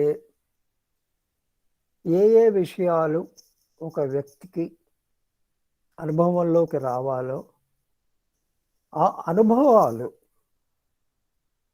9వ భావం మారడం వలన, రాశి మారడం వలన ఏ రకంగా మార్పు చెందుతాయి అనేది ఇప్పుడు మనం చెప్పుకున్నాం. 9వ భావం భాగ్యస్థానము, పితృస్థానము, ఆధ్యాత్మిక స్థానము, హైయర్ లెర్నింగ్, ఇవన్నీ ఉన్నాయి. అయితే విషయం మాత్రం మారదు. విషయం మాత్రం మారదు. మీరు నేర్చుకునేవి ఏమిటి అనేవి మారుతాయి. విషయం మారదు. మీకు భాగ్యం ఎక్కడి నుంచి వచ్చేది అనేది మారుతుంది. విషయం మారదు. మీకు ఆలోచన ఎటు ఉన్నది అనేది మారుతుంది. అంటే రాశి తత్వం వలన, రాశి కారకత్వం వలన, ఆ రాశిలో ఏ గ్రహాలు ఉన్నాయి అనే దాని వలన మీకు కలిగే అనుభవాలు మారుతూ ఉంటాయి. ఏ డైరెక్షన్లో, ఏ విషయం ద్వారా, ఏ మార్గం ద్వారా మీరు భాగ్యాన్ని పొందుతారు అనేది మారుతూ ఉంటుంది. ఇప్పుడు ఉదాహరణకి నవంబర్లో మరొక విషయం చెప్పాలి. ఇక్కడ నైసర్గికంగా ధనస్సు గురించి మళ్ళీ ఇందాక చెప్పుకున్నాం కదండి. అయితే ఇప్పుడు ధనురాశి వారిని మనం తీసుకుందాం. ధనురాశి నవమం అయిన వారిని తీసుకుందాం, అంటే మేషలగ్నం వారిని. ఈ ధనురాశికి ఏమవుతుంది? ఈ ధనురాశికి మిత్రులు, ఈ ధనురాశికి రాదు, గురుడికి మిత్రుడు ఎవరు? సూర్యుడు, చంద్రుడు, కుజుడు. సూర్యచంద్ర కుజులు ఈ ధనురాశిలో ఉన్నప్పుడు వీళ్ళు ముదితావస్థ పొందుతారు. ముదితావస్థలో పొందిన గ్రహం బాగానే పనిచేస్తుంది, ఏ ఇబ్బంది పడదు. అదే ధనురాశిలో బుధుడు కానీ శుక్రుడు కానీ ఉన్నారనుకుందాం. బుధు శుక్రులు గురుడికి శత్రువులు. శత్రు స్థానాల్లో ఉండటం వల్ల వీళ్ళిద్దరూ దీనావస్థ పొందుతారు. దీనావస్థ పొందడం అంటే ఆసక్తి. అక్కడ ఉంటే వాళ్ళు ఏం పని చేయలేరు. ఇక్కడ శని న్యూట్రల్, అంటే సముడు. సముడు ఇప్పుడు భీతావస్థలో ఉంటాడు. సముడే కానీ తన స్వగృహం కాదు, భీతావస్థలో ఉంటాడు. భీతావస్థలో ఉన్న గ్రహం కలవరం చెందుతూ ఉంటుంది, పూర్తి శక్తితో పనిచేయలేకపోతుంది.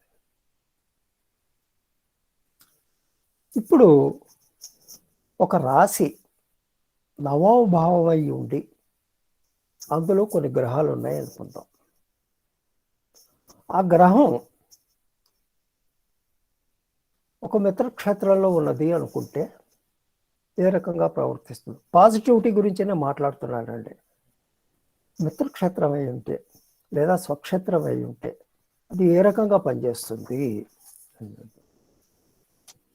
ఇప్పుడు రవి నవమంలో ఉన్నాడు అనుకుందాం. నవమంలో రవి ఉంటే ఒక ఆధ్యాత్మిక గురువుగా ఆయనకి మంచి గుర్తింపు వస్తుంది. అలాగే పిల్లలతో సముఖత ఉంటారు. తండ్రిగా ఆయన పిల్లల పట్ల తన బాధ్యత చాలా చక్కగా నెరవేర్చగలుగుతారు. అలాగే పిల్లల వలన ఆయనకి మంచి సౌఖ్యం, సంపదలు రెండూ ఉంటాయి. చంద్రుడు నవమంలో ఉన్నాడు. చంద్రుడు నవమంలో ఉన్నప్పుడు ఉన్న వ్యక్తికి ఉన్నత విద్య బాగా అబ్బుతుంది.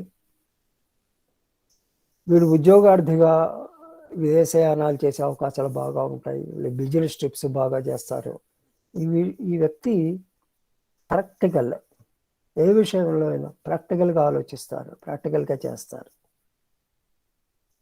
అదే గురుడు అయి ఉంటే వీళ్ళకి నీతి నియమాలు పాటించడం, ప్రత్యేక గౌరవాన్ని పొందుతారు. వీళ్ళు సమాజంలో ఇతరులను చాలా ప్రభావితం చేయగలుగుతారు. వీళ్ళు ఆధ్యాత్మికంగాను మరో రకంగా కూడా. అదే శుక్రుడే ఉంటే లలిత కళల విషయం చాలా నేర్పరతనం ఉంటుంది, క్రియేటివిటీ. ఇవి కాక ఇక వంట వార్పు, ఆహార విషయాల్లోనూ చాలా ఆసక్తికరంగా ఉంటారు. ఇదే కుజుడిని తీసుకుందాం. కుజుడు అంటే సాహసి, చాలా సాహసత్వం చూపిస్తారు. స్థిరాస్తి చరాస్తుల ద్వారా లాభం బాగా ఉంటుంది, వీరికి ఉండాలి. ఇది పాజిటివ్ సెన్స్లో చెప్తున్నానండి. మళ్ళీ ఐ రిపీట్. అదే బుధుడు ఉన్నాడు అనుకోండి, సమాచారం. ఈ సమాచార విషయాల్లో వీళ్ళ వల్ల ఇతరులకి లాభం కలుగుతుంది, ఇతరులకి వీళ్ళ వల్ల లాభం కలుగుతుంది. వీరు లాభాలు పొందుతారు. వీళ్ళు ఒక టీచర్గా, ఒక గురువుగా వీళ్ళు చాలా రాణిస్తారు. అదే శని అయితే వీళ్ళకి కావాల్సిన జీవిత పరమార్థం ఏమిటి అనే దాని మీద ఆలోచన ఎక్కువ ఉంటుంది. జీవిత పరమార్థం ఏమిటి అనేది కూడా వీళ్ళు తెలుసుకోగలుగుతారు. అలాగే వయోజనులు అయ్యాక వీరికి చాలా గుర్తింపు వస్తుంది. అంతదాకా రాకపోవచ్చు, చాలా గుర్తింపు వస్తుంది. ఆ దశ నడిస్తే ముందున గుర్తింపు వస్తే రావచ్చు. దశ నడిచినా నడవకపోయినా వయోజనులు అయ్యాక వీరికి చాలా గుర్తింపు వస్తుంది. వీళ్ళ భాగ్యం ఉంటుంది, కానీ కష్టసాధ్యం.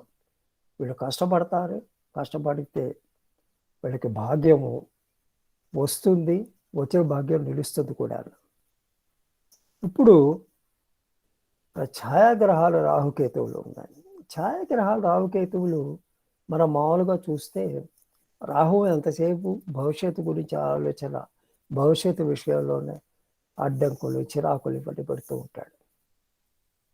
అటువంటి రాహు నవమంలో ఉంటే ఏమిటి జరుగుతుంది అంటే వీరు నెమ్మదిగా ఆధ్యాత్మిక చింతనలోకి వెళ్ళిపోతారు.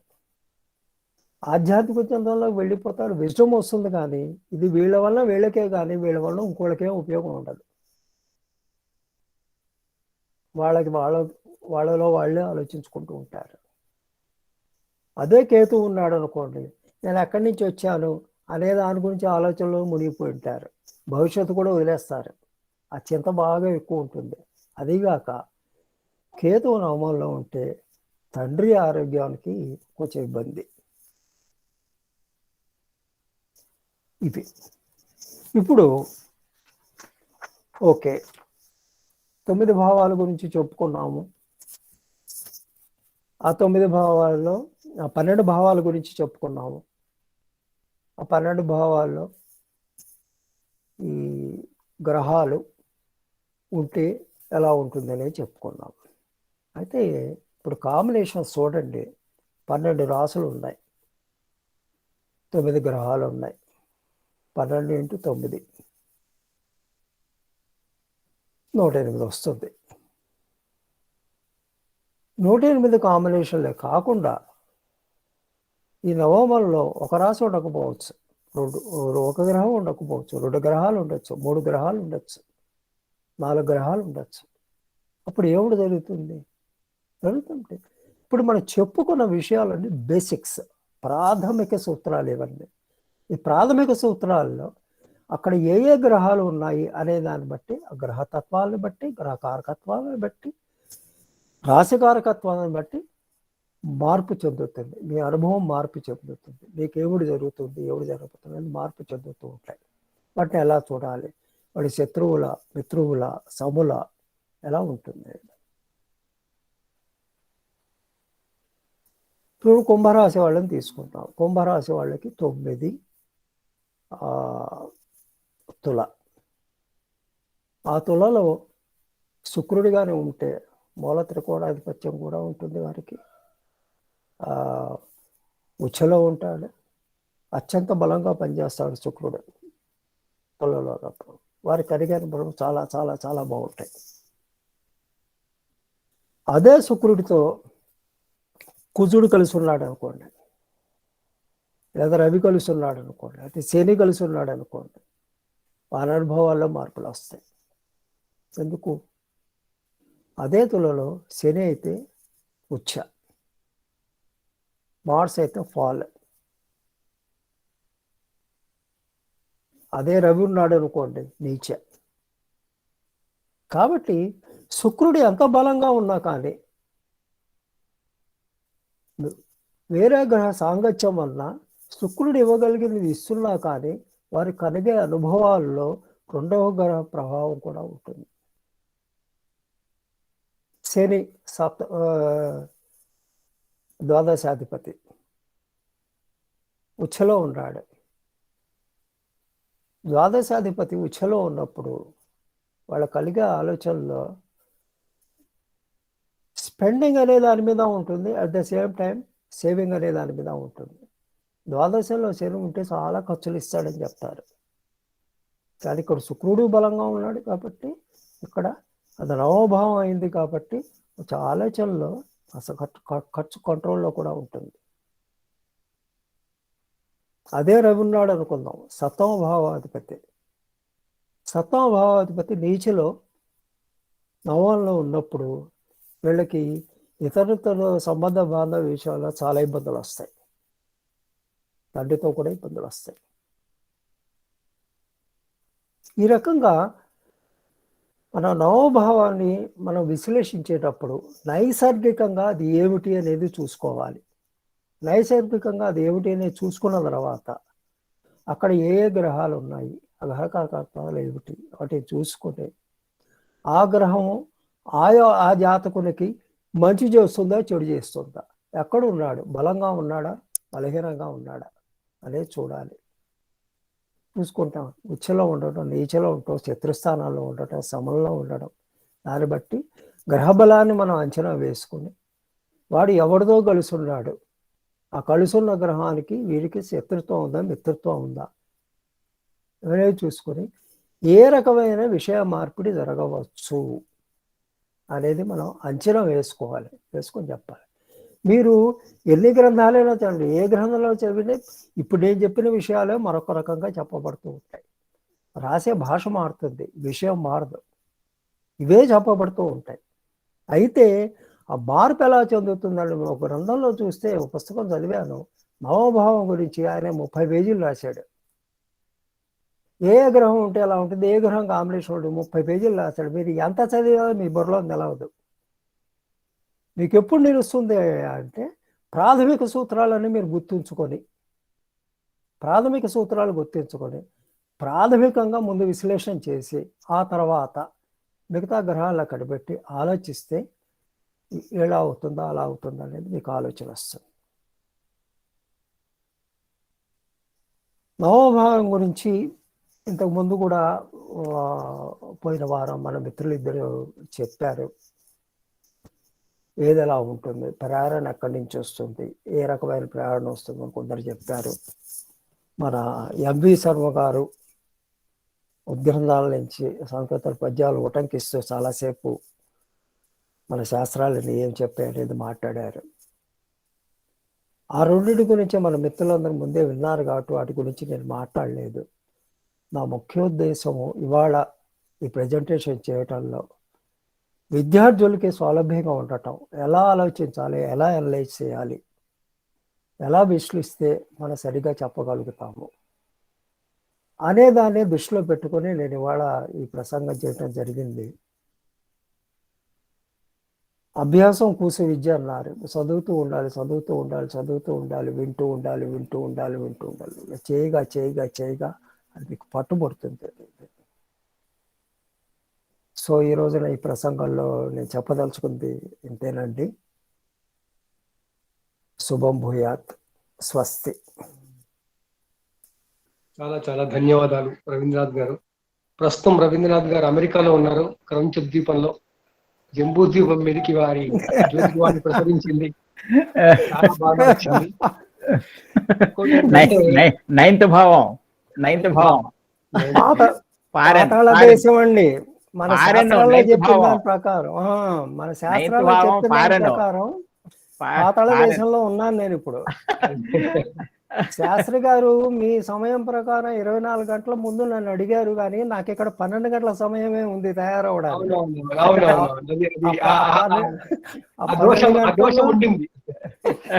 12 గంటలు 6 గంటలు నాకు నిద్రలో పోయింది రాత్రి. ఇప్పుడు నాకు ఉదయం 8 అయింది టైం.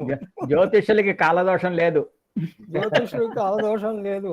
అయ్యో శాస్త్రి గారు అడిగారు, ఇది నా అదృష్టం, చెప్పకపోతే అలా అనుకొని ఏదో హడావిడిగా తయారైపోయాను. 9వ భావం చెప్పించింది మీ చేత. చెప్పించిందండి, నిజమే. 9వ భావం మీ చేత చెప్పించింది. జ్యోతిష్యులకి 9వ భావం చాలా అవసరం, అది మీ చేత చెప్పించింది అంతే. చాలా చాలా ధన్యవాదాలు సార్. మంచి ఇన్పుట్స్ వచ్చాయి. అందరూ డెఫినెట్ గా చాలా చాలా మంచి టిప్స్ తీసుకున్నారు. మీరు చెప్పింది కొంతే అయినా దాంట్లో నుంచి ఎంతో మళ్ళీ అందుతుంది. నిజంగా విద్యార్థులకంటూ చెప్పినా ఈ విద్యార్థులు కాని వాళ్ళకు కూడా ఎంతో ఉపయోగకరంగా ఉంటుంది. ఇది చాలా బాగుంది. చాలా చాలా ధన్యవాదాలు సార్. ఇప్పుడు నేను మన పెద్దలు శ్రీ సాంబశివరావు గారిని తమ జ్యోతిర్వాణి వినిపించవలసిందిగా కోరుతున్నాను.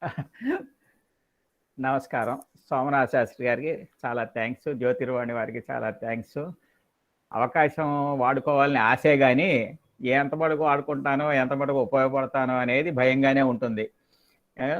రవీంద్రనాథ్ గారు, మన నాగేశ్వరరావు గారు మాట్లాడారు. ఇప్పుడు వాళ్ళు చాలా మంచిగా మాట్లాడారు. ప్రతిగా సబ్జెక్టు నాకు తెలుగు భాష తక్కువ, తెలుగు వాడిగా చెప్పుకొని తెలుగు భాష తక్కువ అంటే అదొక పెద్ద గౌరవం. మళ్ళా ఇవాళ కాలంలో అంటే వేరే ఇంగ్లీష్ వచ్చిందని కాదు, తెలుగు పోయింది, ఇంగ్లీష్ రాలేదు, ఇట్లా ఉంది మన పరిస్థితి. ఇప్పుడు 9వ భావం నిజంగా హయ్యర్ ఎడ్యుకేషనే. హయ్యర్ ఎడ్యుకేషను 9వ భావం ఫారెన్ ట్రావెల్ ఇదంతా నడుస్తోంది. 9వ భావంలో ఇప్పుడు 9వ భావానికి భావాధిపతు ఏ రాశికి భావం 9వ భావం అవుతుంది, 9వ భావం అధిపతులు ఎవరైతే ఏమిటి, ఇవన్నీ డిస్కస్ చేశారు మామూలుగా. అట్లాగే ఈ 9వ భావం ఫలితాలు ఎప్పుడు వస్తాయి జీవితంలో అనేది నేను చూద్దామని ఇప్పుడు మాట్లాడదాం అనుకుంటున్నాను. పెద్దగా మాట్లాడటం కాదు, దాని మీద ఆలోచన పోయింది నాకు. ఇప్పుడు 9వ భావం టైమింగ్ ఆఫ్ ఈవెంట్ అనమాట.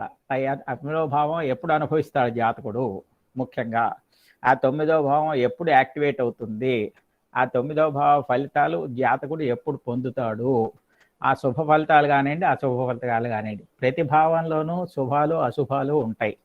9లో అశుభం ఏంటంటే ఉంటుంది, వెతికితే ప్రతి భావంలోనూ ఉంటుంది. 9వ భావం మంచిదే అనుకుందాం. ధనస్సు న్యాచురల్గా 9వ భావం అయింది.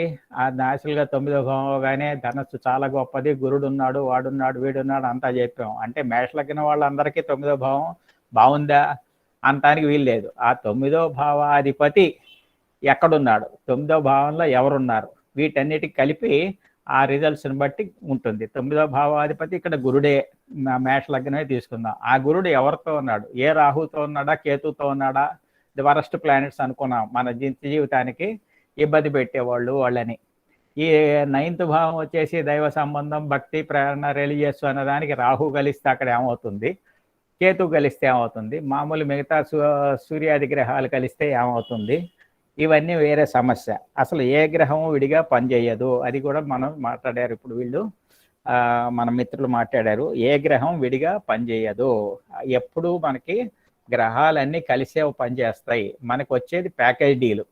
మనకు ఒక package deal of all planets మనకు వస్తుంది. ఒక గదిలో ఇప్పుడు 4 ఉన్నామంటే కూర్చుంటే నలుగురికి ప్లానెటరీ రేస్ ఒక రకంగానే వస్తాయి, తేడా రావు. ఆ గదిలోకి వచ్చేటప్పుడు వాళ్ళ రిసెప్టివిటీ మారుతుంది. నలుగురికి తలో రిసెప్టివిటీ ఉంటుంది. వాళ్ళ కెపాసిటీని బట్టి, వాళ్ళ జన్మ చక్రాలను బట్టి, వాళ్ళకి నడుస్తున్న దశాభుక్తులను బట్టి, ఆ వయస్సుని బట్టి ఆ ప్రభావం వేరే ఉంటుంది. కనుక ఇది ప్యాకేజ్ డీల్ వచ్చినా కానీ ఇది ఈ గ్రహాలకి ఒక 9th భావం ఇప్పుడు పనిచేస్తుందా అంటే అసలు మనకి జాతక చక్రం విశ్లేషణలో మనం చూసేది అంతాను విశ్లేషణలో ఓ భావం పుచ్చుకుని ఈ రిజల్ట్ ఎప్పుడు వస్తుంది అప్పుడు వస్తాం అంటాం. అది మన మామూలు అకాడమిక్ క్లాస్లో. ఎవరన్నా వచ్చాడు జ్యోతిష్యుడి దగ్గరికి అంటే ఓ భావం మీద వస్తాడు. పెళ్ళి ఎప్పుడు అవుతుంది, ఎడ్యుకేషన్ ఎప్పుడు, ఉద్యోగం ఎప్పుడు అనే భావానికి వస్తాడు. ఆ భావ పరిశీలన చేసేటప్పుడు ఒక భావానికి అనుకూల భావాలు ప్రతికూల భావాలు ఉంటాయి ప్రతి చోట. ప్రతి జాతకంలోనూ అందరికీ మనం కామన్గా చూసేది ఇది కూడా ఒక ప్రాథమిక అంశమే. భావానికి అనుకూల భావాలా ప్రతికూల భావాలా అని చూసుకోవాలి. ఫస్ట్ పాయింట్, ఒక భావం చేస్తున్నాం అంటే అనుకూల ప్రతికూల భావాలు. ఆ భావానికి వెనకాల ఉన్న భావం 12 అవుతుంది కనుక అది ప్రతికూలం అవుతుంది. అట్లా మామూలుగా ఒక వివాహం ఉంది. వివాహానికి మామూలుగా అందరికీ తెలిసింది 2, 7, 11, 2వ స్థానం, 7వ స్థానం, 11వ స్థానం. ఈ 6వ స్థానం వచ్చేసరికి 7కు 6, 12 కనుక 6, అదో 10వ స్థానం. ఇట్లా ప్రతికూల స్థానాలు. ఆ విద్యకు వచ్చేసేసరికి మీకు ఎడ్యుకేషన్కి 4, 11 స్థానాలు అనుకూల స్థానాలు. ప్రతికూల స్థానాలు 3, 8, 5 ఈ ప్రతికూల స్థానాలు ఉన్నాయి ప్రతికానికి. సో ఒక భావం మనం పరిశీలన చేసేటప్పుడు ప్రతికూల స్థానాలు అనుకూల స్థానాలు చూడాలి. అట్లాగే ఇప్పుడు 9th భావానికి ప్రతికూల భావాలు ఏమున్నాయి? 9th-కి 8th ప్రతికూలం అవుతుంది. 9th ఫారెన్ ట్రావెల్ అంటాం. 9th ఫారెన్ ట్రావెల్కి చూస్తున్నాం అంటే అక్కడ 8th ఉందా అంటే వాడికి అది ప్రతికూలం. అట్లా ప్రతికూల భావం అనమాట. 8th లార్డ్ 9th ఉన్నాడా? 8కి 9కి సంబంధం ఉందా? సంబంధం అంటే ఇక్కడ పంచప్రకార సంబంధాలు చూసుకోవాలి. పంచప్రకార సంబంధాలు అంటే స్థితి, యుతి, దృష్టి, కేంద్ర కోణాలు, పరస్పర కేంద్ర కోణాలు లగ్నాత్ కానీ చంద్రాత్ కానీ, ఆ తర్వాత పరస్పర కోణాలు గ్రహానికి ఉన్న పరస్పర కోణాలు. ఈ స్థితి, యుతి, దృష్టి, పంచప్రకార సంబంధం అనేది మన జాతకంలో మొత్తం విశ్లేషణలో ఎప్పుడూ అవసరమే, చాలా అవసరం, ప్రతి చోట అవసరమే. ఇది లేకుండా ఎక్కడ లేదు. ఈ సంబంధం కనెక్షన్స్ అని ఇంగ్లీష్లో చిన్న మాట పెట్టి వదిలేస్తాం. ఈ అనుకూల ప్రతికూల భావాలు చూసుకుంటూ అప్పుడు 9th భావం వీడి ఫలితాలు ఎంత మటుకు వస్తాయి. ఇవి తర్వాత టైమింగ్ ఆఫ్ ఈవెంట్, వీడి ఫలితాలు ఎప్పుడు వస్తాయి జీవితంలో. 9th భావం బాగుంది, రాసుకున్నాం, జన్మకాలం జాతక చక్రం రాసేసాం, తీసేసాం, పుస్తకం రాసి ఇచ్చేసాం, వీడు ఇంద్రుడు అవుతాడు, చంద్రుడు అవుతాడు, ఇది అవుతాడు అన్నాం. ఎప్పుడు అవుతాడు? వీడికి ఆయుర్దాయం బాగుండాలి, ఆ లగ్న బలం బాగుండాలి, వీడు అనుభవించాలి, అనుభవించే యోగం వీడికి ఉండాలి, అనుభవించే శక్తి సామర్థ్యాలు వీడికి ఉండాలి. శుభం కూడా అనుభవించడం కష్టమే. పూర్తిగా సంతోషం వచ్చినా శరీరం తట్టుకోలేదు, పూర్తిగా విచారం వచ్చినా శరీరం తట్టుకోలేదు. అందుకని లగ్న బలం బాగుండాలి. ఈ లగ్నం అనగానే చంద్ర లగ్నమా సూర్య లగ్నమా ఇన్ని వస్తాయన్నమాట. ఈ లగ్న బలం బాగుండాలి, లగ్నాధిపతి బాగుండాలి, లగ్నంలో ఉన్న వాళ్ళు బాగుండాలి. ఈ లగ్న బలం బాగున్నాక మిగతావన్నీను ఎప్పుడు వస్తాయి? ఈ అనుకూల ప్రతికూల భావాలే కాక కొన్ని ఇండిపెండెంట్ భావాలు ఉన్నాయి, కొన్ని డిపెండెంట్ భావాలు ఉన్నాయి. ఇండిపెండెంట్గా పనిచేసే భావాలు దశమం ఉంది, దశమం ఇండిపెండెంట్గా పనిచేస్తుంది. 2వ భావం ఉంది, ధనస్థానం, ధనం రావాలి, ఇన్ఫ్లో ఆఫ్ మనీ రావాలి. ఆ ఇన్ఫ్లో ఆఫ్ మనీ అంటే అది ఇండిపెండెంట్గా పనిచేయదు. 2వ భావం డైరెక్ట్గా మీకు ఏటీఎంలో వచ్చేసి డబ్బులు రావు. ఏదో పని చేస్తేనే 2వ భావం యాక్టివేట్ అవుతుంది. 2వ భావం యాక్టివేట్ అయ్యే డబ్బులు రావాలి అంటే అట్లాగే 11వ భావం లాభం రావాలి అంటే ఏదో కార్యక్రమం చేయాలి. ఆ కార్యక్రమం చేస్తే కానీ ఆ లాభాలు ఉంటాయా నష్టాలు ఉంటాయా తెలియదు. అట్లా ఆ 2, 11 భావాలు డిపెండెంట్ భావాలు. అట్లా ఈ 9వ భావం అనేది డిపెండెంట్ కాదు అన్నాం. 2, 11 డిపెండెంట్ భావాలు, 12 భావాల్లోనూ. మిగతావన్నీ ఇండిపెండెంట్ భావాలే. 9వ భావంలో మనం ఎడ్యుకేషన్ అన్నాం. ఎడ్యుకేషన్ వాడు చదవచ్చు, హయ్యర్ ఎడ్యుకేషన్ బాగుంది, వాడికి అంతా బాగుంది. ఆ 9వ భావానికి సంబంధించిన దశాభుక్తులు ఎప్పుడు వస్తాయో ఆ 9వ భావ రిజల్ట్ వాడికి వస్తుంది జాతకుడికి. అక్కడ టైమింగ్ ఆఫ్ ఈవెంట్ కావాలి. ఇక్కడ అన్ని విశ్లేషణ చేస్తూనే ఉంటాం. ఆ దశాభుక్తుల్ని మర్చిపోకూడదు. ఆ టైమింగ్ ఆఫ్ ఈవెంట్ దశాభుక్తుల్లో అది వచ్చినప్పుడు పూర్తిగా ఎంత మటుకు అనుభవిస్తాడు, దానికి తగ్గ గోచారం కూడా ఫలించాలి. అప్పుడు ఆ దశాభుక్తుల్లో ఉన్న గోచారం కూడా ఫలించాలి. 9వ భావం అంతా బాగుంది, 3, 8, 5 దశలు నడుస్తుంటే వాడి ఎడ్యుకేషన్ దెబ్బతింటుంది. 3, 8, 5 8వ భావం నడిస్తుంటే యాక్టివేట్ అయ్యి 8వ భావ దశాభుక్తులు నడుస్తూ ఉంటే వాడికి వీసా కూడా రాదు, వీసా కూడా రిజెక్ట్ అవుతుంది. 9వ భావం బాగుందండి, ఫారెన్ వెళ్ళాలి, వీసా ఎందుకు రాలేదు వీడికి అంటే ఆగాలి. 9వ భావం యాక్టివేట్ అయ్యేదాకా ఆగాలి. ఆగినప్పుడు రావచ్చు వాడికి, అది వేరే సంగతి. అట్లా అనుకూల ప్రతికూల భావాల్లో ఏది యాక్టివేట్ అవుతోంది ఏది కాదు. ఇది యాక్టివేట్ అయినప్పుడు వాడి వయసు ఎంత, వాడికి ఫారెన్ ట్రావెల్ ఉంది, అది యాక్టివేట్ అయిన 9వ భావం. వాడి వయసు 4 ఏటో 5 ఏటో వాడికి వెళ్ళే అవకాశం లేదు. వాళ్ళ తల్లిదండ్రులు వెళ్తే వాళ్ళతో వెళ్ళొచ్చు చదివే ఆ జాతకంలో, అప్పుడు 9th కూడా యాక్టివేట్ అవుతుంది, వాడికి అది పనికి వస్తుంది. లేని వాడికి అవకాశం లేని వాడికి అది ఎట్లా యాక్టివేట్ అవుతుంది, ఎట్లా పనికి వస్తుంది అనేది కావాలి. ఈ అనుకూల ప్రతికూల భావాలు ఒకటి, టైమింగ్ ఆఫ్ ఈవెంట్స్ ఎప్పుడు అవుతాయి. ఈ టైమింగ్ అంటే దశాభుక్తి కాక గోచారం కూడా కలిసి రావాలి. దశాభుక్తి 60% అంటే 30% గోచారం, 10% ఆ వేరియన్స్ ఉంటుంది, ఎక్కడో వేరియన్స్ ఉంటుంది అనమాట. ఆ 10% వేరియన్సే ఈ 90% కూడా పాడు చేస్తుంది. అది కనుక నెగిటివ్ అయితే ఆ 10% వేరియన్స్లో ఎక్కడో తెలియని ఉంటాయి. ఇవి టైమింగ్ ఆఫ్ ఈవెంట్ దగ్గర ఇక్కడ అనుకూల ప్రతికూల భావాలు ఇవి కావాలి. ఈ గ్రహతత్వం, రాశితత్వం, భావితత్వం 3 కలపాలి. మనం చూసేది మామూలుగా గ్రహాంతో మొదలెడతాం విశ్లేషణ. భావాన్ని అడిగాడు కనుక వాడు మ్యారేజ్ అనో లేకపోతే మన ఎడ్యుకేషన్ అనో ఇంకోటి ఏదో ఉద్యోగం అనో అడిగాడు కనుక ఆ భావంతో మొదలెట్టాం. కానీ ఆ దశ ఏ గ్రహం ఇస్తుంది, అది దానికి సంబంధించిన గ్రహాలు ఏమిటి, ఇప్పుడు నడుస్తున్న భావాలు ఏమిటి, దశాభుక్తి అంతర దశాభుక్తి మనకి మామూలుగా నేచర్ ఆఫ్ ఈవెంట్ తెలుస్తుంది ఆ కాలంలో వచ్చేది. 3వ లెవెల్కి పోతే ఒకసారి ఈవెంట్ను టైమింగ్ ఆఫ్ ఈవెంట్ 3వ లెవెల్లో బాగా తెలియచ్చు అనేది ఒక అనుభవంలో వస్తుంది. ఎవరి అనుభవాలు వాళ్ళు అక్కడ మళ్ళా ఒకళ్ళ మన ప్రాక్టీస్ బట్టి ఉంటుంది. 3వ లెవెల్, 4వ లెవెల్, 5వ లెవెల్ దాకా చూసుకుంటూ పోవచ్చు. ఇన్ని లెవెల్స్ వస్తూనే ఉంటాయి. దాని తర్వాత గోచారం దాని మీద ఎలా కలపాలి, గోచారం అవసరం ఏమిటి. దశాభుక్తులు అనేవి మనం చూసుకునేది మామూలుగా బర్త్ చార్ట్ మొత్తం అంతా చూస్తున్నాం. బర్త్ చార్ట్లో ఉన్న గ్రహాలు బట్టి అవి చూస్తూనే ఉన్నాము. ఆ గ్రహాలు బర్త్ చార్ట్లో చూస్తున్నది ఏమిటి, గ్రహాలు బర్త్ చార్ట్లో ఉన్నవి స్టాటిక్ పొజిషన్స్. మన జనన కాలంలో పుట్టినప్పుడు అక్కడ ఉన్నాయి అంతే అవి. ఆ తర్వాత కదులుతూనే ఉన్నాయి అవి. కానీ మన జాతకంలో మటుకు అది స్టార్టింగ్ పాయింటే తీసుకుంటున్నాం. Static positions of the planets at the time of birth తీసుకుంటున్నాం. కానీ గ్రహాలు నిరంతరం తిరుగుతూనే ఉన్నాయి. ఆ స్టాటిక్ పొజిషన్స్లో ఎన్ని ఉంటాయి అక్కడ, 360 డిగ్రీల్లో 9 గ్రహాలు, 12 భావస్ఫుటాలు, 9 గ్రహస్ఫుటాలు, 21 గ్రహస్ఫుటాలే యాక్టివ్. అవుట్ ఆఫ్ 360 డిగ్రీస్ మన జననకాల జాతర చక్రంలో పనికొచ్చేది ఓన్లీ 21 డిగ్రీసే.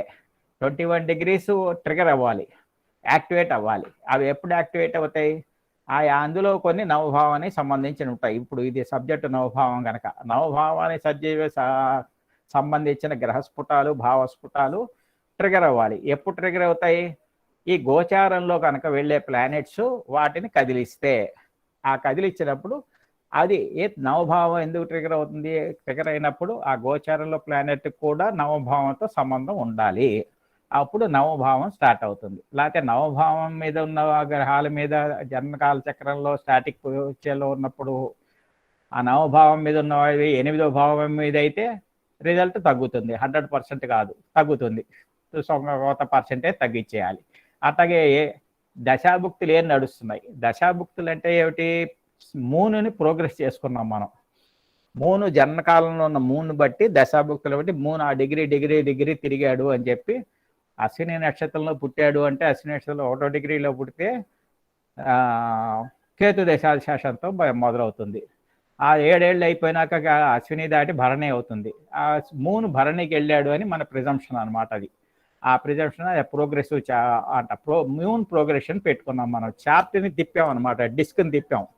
ఆ మూన్ ప్రోగ్రెస్ దశాభుక్తులు అవన్నీ ఎంత చేసినా స్టాటిక్ ఫోర్సే. అది ఆ స్టాటిక్ ఫోర్స్ మీద మన గోచారం వేసాము అంటే స్టాటిక్ ఫోర్స్ మీద డైనమిక్ ఫోర్స్ని ఇంటర్ప్రిట్ చేసాం అనమాట. స్టాటిక్ ఫోర్స్ మీద డైనమిక్ ఫోర్స్ని ఆ 21 డిగ్రీస్ మీద, సెన్సిటివ్ డిగ్రీస్ మీద ఇప్పుడు మళ్ళా 9 ప్లానెట్లు తిరుగుతున్నాయి. 9 ప్లానెట్లు తిరుగుతున్నవి ట్రిగర్ అవుతున్నాయి. అది కలిసినప్పుడు రెండును, ఇప్పుడు జన్మకాల రవి మీద మళ్ళా రవి వచ్చాడు, లేకపోతే చంద్రుడు వచ్చాడు, లేకపోతే కుజుడు వచ్చాడు, ఏ ప్లానెట్ వచ్చినా దాని మీద ఆ జననకాల రవి స్ఫుటం యాక్టివేట్ అయినట్టు అది ట్రిగర్ అయిందనమాట. అట్లాగే 9వ భావ స్ఫుటం మీద ఏదన్నా గ్రహం వచ్చింది అనుకోండి, ఆ 9వ భావం ట్రిగర్ అయింది, అది యాక్టివేట్ అయింది, అది బిగిన్ అయింది, ఫంక్షన్ అవుతోంది. ఆ ఫంక్షన్ అయినప్పుడు 9వ భావానికి మంచి ఎడ్యుకేషన్ ఉందా, అది ఉంది, అదే ఆ జాతకుడు వయసు అంతా, ఆ వయసుగా ఎడ్యుకేషన్ వయసు వచ్చిందా. అదే 7వ భావం మీద అయితే మ్యారేజ్ అంటాం. ఆ మ్యారేజబుల్ ఏజ్ ఉందా వాడికి, ఆ మ్యారేజబుల్ ఏజ్లో మ్యారేజ్ సిద్ధంగా ఉన్నాడా, ఇన్ని రకాలుగా చూసుకుంటాం అనమాట. ఆ ట్రిగర్ అయిందా timing of event is more important. 9th భావం అంతా బాగానే ఉంది, మనకి 9th భావం రిజల్ట్ రావట్లేదు, ఎప్పుడు వస్తుంది? ఆ దశాభుక్తులు వస్తే వస్తుందా? దాని మీద ట్రాన్సిట్స్ రావాలి, గోచారం రావాలి, ఇన్ని మీద వస్తుంది అనమాట. ఇన్ని వచ్చినాక సడన్గా మార్పులు వచ్చేస్తాయా? నిన్నటిదాకా 8th భావంతో సఫర్ అవుతున్నాడు, ఆ దశాభుక్తుల్లోనో ఎందులోనో, ఇవాళ 9th భావం వచ్చేసింది, సడన్గా వాడికి వచ్చేస్తుందా? కొంచెం మార్పు వస్తుంది, మంచితనం వస్తుంది, కానీ ఎక్కడ పోతుంది అది? కొంచెం ఇబ్బందులు ఉంటూనే ఉంటాయి, గ్రాడ్యువల్గా తగ్గుతాయి వాడికి ఆ ఇబ్బందులు. ట్రాన్సిటరీ పీరియడ్, చెడు నుంచి మంచికి, మంచి నుంచి చెడుకి వచ్చేటప్పుడు కొంచెం ట్రాన్సిటరీ పీరియడ్ కూడా ఉంటాయి. అందుకని ఈ నవభావం దగ్గర ఇక్కడికి వచ్చినప్పుడు మనం హయ్యర్ ఎడ్యుకేషన్ చూసాం, తర్వాత అసలు భోగభాగ్యాలు, చిన్న మాట అంటే 9th హౌస్ అనగానే భోగభాగ్యాలు, భోగస్థానం, భాగ్యస్థానం అని చెప్పేసుకున్నాం. ఎక్కడి నుంచి వస్తుంది ఇది? కొంతసేపు పూర్వజన్మ పుణ్యం అన్నాం, కొంతసేపు ఇవాళ చేసింది. ఆ పూర్వజన్మ పుణ్యం తెచ్చుకోవాలి, ఉన్నదాన్ని యాక్టివేట్ చేసుకోవాలి, పూర్వజన్మ పుణ్యాన్ని నువ్వు నిలబెట్టుకోవాలి. మళ్ళీ ఇప్పుడు అధో పనులు చేస్తే ఆ పుణ్యం పోతుంది, అది కాస్త అది తెలుసుకోవాలి. ఆ పూర్వజన్మ పుణ్యం ఇవన్నీ చూసుకున్నాక అది యాక్టివేట్ అవుతుందా లేదా, 9th హౌస్ అనేది ఎప్పుడు యాక్టివేట్ అవుతుంది, ఎప్పుడు వస్తుంది, వచ్చినప్పుడు వాడి వయసు ఎంత, ఆ రిజల్ట్ ఏమిటి, ఇవన్నీ. 9th హౌస్ రిలీజియస్ యాక్టివిటీస్ కూడా అన్నాం. ఆ రిలీజియస్ యాక్టివిటీస్ ఆధ్యాత్మిక చింత చిన్నప్పుడు వస్తే ఏం లాభం? ఆ మధ్య వయసులో వస్తే ఉన్న ఉద్యోగం చెడిపోతుంది, వాడు ఆధ్యాత్మిక చింత చేస్తుంటాడు, వాడు ధనార్జన మీద వాడికి ఇది ఉండదు, ఆ ధనం లేకపోతే ఇబ్బంది పడతాడు, వాడు అనవసరంగా అసందర్భంగా వాడు సాక్రిఫైస్ చేస్తూ ఉంటాడు. వచ్చిన దాన్ని కూడా ధనం మీద కాన్సన్ట్రేట్ చేయాలి. ఈ వయసులో, మిడిల్ వయసులో ధనం ఇంపార్టెంటే, అవసరాలు ఉన్నాయి. ఇవాళ సోషియో ఎకనామిక్ కండిషన్స్లో ధనం కూడా తప్పదు, ధనం మూలం ఏ జగత్తు. ఈ ధర్మ అర్ధకామవర్షాల్లో అర్థం కూడా చాలా ఇంపార్టెంటే. ఇప్పుడు ధర్మంగా అర్థం సంపాదించుకున్నారు, కానీ అర్థం వద్దని కాదు, అక్కడ ధర్మం కోసం అర్థాన్ని సాక్రిఫైస్ చేయమని ఎక్కడా లేదు. కౌటిల్యుడు ఎప్పుడో చెప్పాడు, అర్థానికి ఇంపార్టెన్స్ ఇవ్వకపోతే సంఘం పాడైపోతుంది, అరాచకం అయిపోతుంది. సరైన డబ్బు సంపాదన లేకపోతే అరాచకాలు అవుతుంది, బెగ్ బారో స్టీల్కి వెళ్ళిపోతారు జనం అంతా. అందుకనే అర్థానికి ఈ వయస్సులో వాడికి అనవసరమైన త్యాగం వచ్చింది అనుకోండి, త్యాగం ధర్మం అనవసరంగా వస్తే వాడు ఆ వయసుని బట్టి వాడికి అవసరాలు, వాడి నిత్యావసరాలు ఉంటాయి, వాడు అవి మర్చిపోయిస్తే అందరూ ఏమంటారు, వీడికి ఏదో పిచ్చెక్కింది, వీడు ఏదో దానం అంటున్నారు, అది తీసేస్తారు. అది ఎవరికి చెల్లుతుంది? పూర్వకాలం ఏదో రామకృష్ణ పరమహంసల పోటీ వాళ్ళకి చెల్లింది అది, ఇప్పుడు అందరికీ చెల్లదు అది. ఇప్పుడు డబ్బు సంపాదించిన అంటే కుదరదు ఎవరికేనో, ఏదో రకంగా ధర్మంగానే సంపాదించాలి. ఇప్పుడు ఇక్కడ ఈ భావం ఎప్పుడు యాక్టివేట్ అయింది, ఆ భావ లక్షణాలు ఆ వయసు రీత్యా సరిపోతాయా లేదా, దాన్ని బట్టి పనికి వస్తుంది అనమాట. సో టైమింగ్ ఆఫ్ ఈవెంట్ ఈ మోర్ ఇంపార్టెంట్. నేను చేసే ఇప్పుడు నా ఎంఫసిస్ ఏమిటంటే timing of event of the 9th భావ activation and it's utility to the native పర్సన్కి, జాతకుడికి కావాల్సిన 9th భావం ఎప్పుడు వస్తుంది, ఎప్పుడు పనికి వస్తుంది, ఎప్పుడు ట్రిగర్ అవుతుంది. దశాభుక్తుల్లో ట్రిగర్ అయినప్పుడు ఎంత వాల్యూ వస్తుంది, శుభం ఉన్నప్పుడు శుభం ఎంత వస్తుంది, అశుభం ఎంత వస్తుంది, అందులో ఉన్న గుణగణాలను బట్టి ఆ 9th లార్డ్ ఎవరితో కలిసి ఉన్నాడు, ఏ గ్రహాలు ఆ 9th లో ఉన్నాయి, ఆ 9th లో ఉన్న గ్రహాల రాక ఏమిటి. ప్రత్యేకంగా శని రాహుకేతువుల కాంబినేషన్స్ వేరే అన్నిటిని గ్రహాలని మార్చేస్తుంటుంది, అన్ని గ్రహతత్వాల్ని మార్చేస్తుంది. ఇప్పుడు ఈ గ్రహాలు 9, ఇందాక గురుగారు చెప్పారు, గ్రహాలు 9, నక్షత్రాలు 27, రాసులు 12, భావాలు 12, ఇవన్నీ కలుపుకుంటే పర్మిటేషన్స్ అండ్ కాంబినేషన్స్ ఎన్నో వస్తాయి, ఇన్ని వస్తాయి అన్నమాట. దాంట్లో ఇక్కడ ఏ రకంగా ఏ కాంబినేషన్ ఏ రకంగా పనిచేస్తున్నది ఏ రోజుకి ఆ రోజే చూసుకోవాల్సిందే తప్ప అది ఎట్లా వస్తుంది అనేది ఆ వయసుని బట్టి చూసుకోవాలి. ఇన్ని రకాలుగా చూసుకుంటూ పోతే మనకి ఫలితాలు ఎట్లా వస్తాయని వస్తుంది అనమాట. ఇందాక అనుకున్నాం గురుడు రాహుతో కలిశాడు అంటే ఇక్కడ ఏం చేయాలి, ఆ గురుడు బలం ఏంటి, గురుడితో రాహు కలిస్తే చెడిపోతాడా, గురుడు చెడిపోతాడా, రాహు బాగుపడతాడా. రాహు లక్షణం క్యాటలిస్ట్ ప్లానెట్. రాహు పక్కద ఏ గ్రహంతో కలిస్తే ఆ గ్రహం బలం రాహు తీసుకుని పనిచేస్తాడు.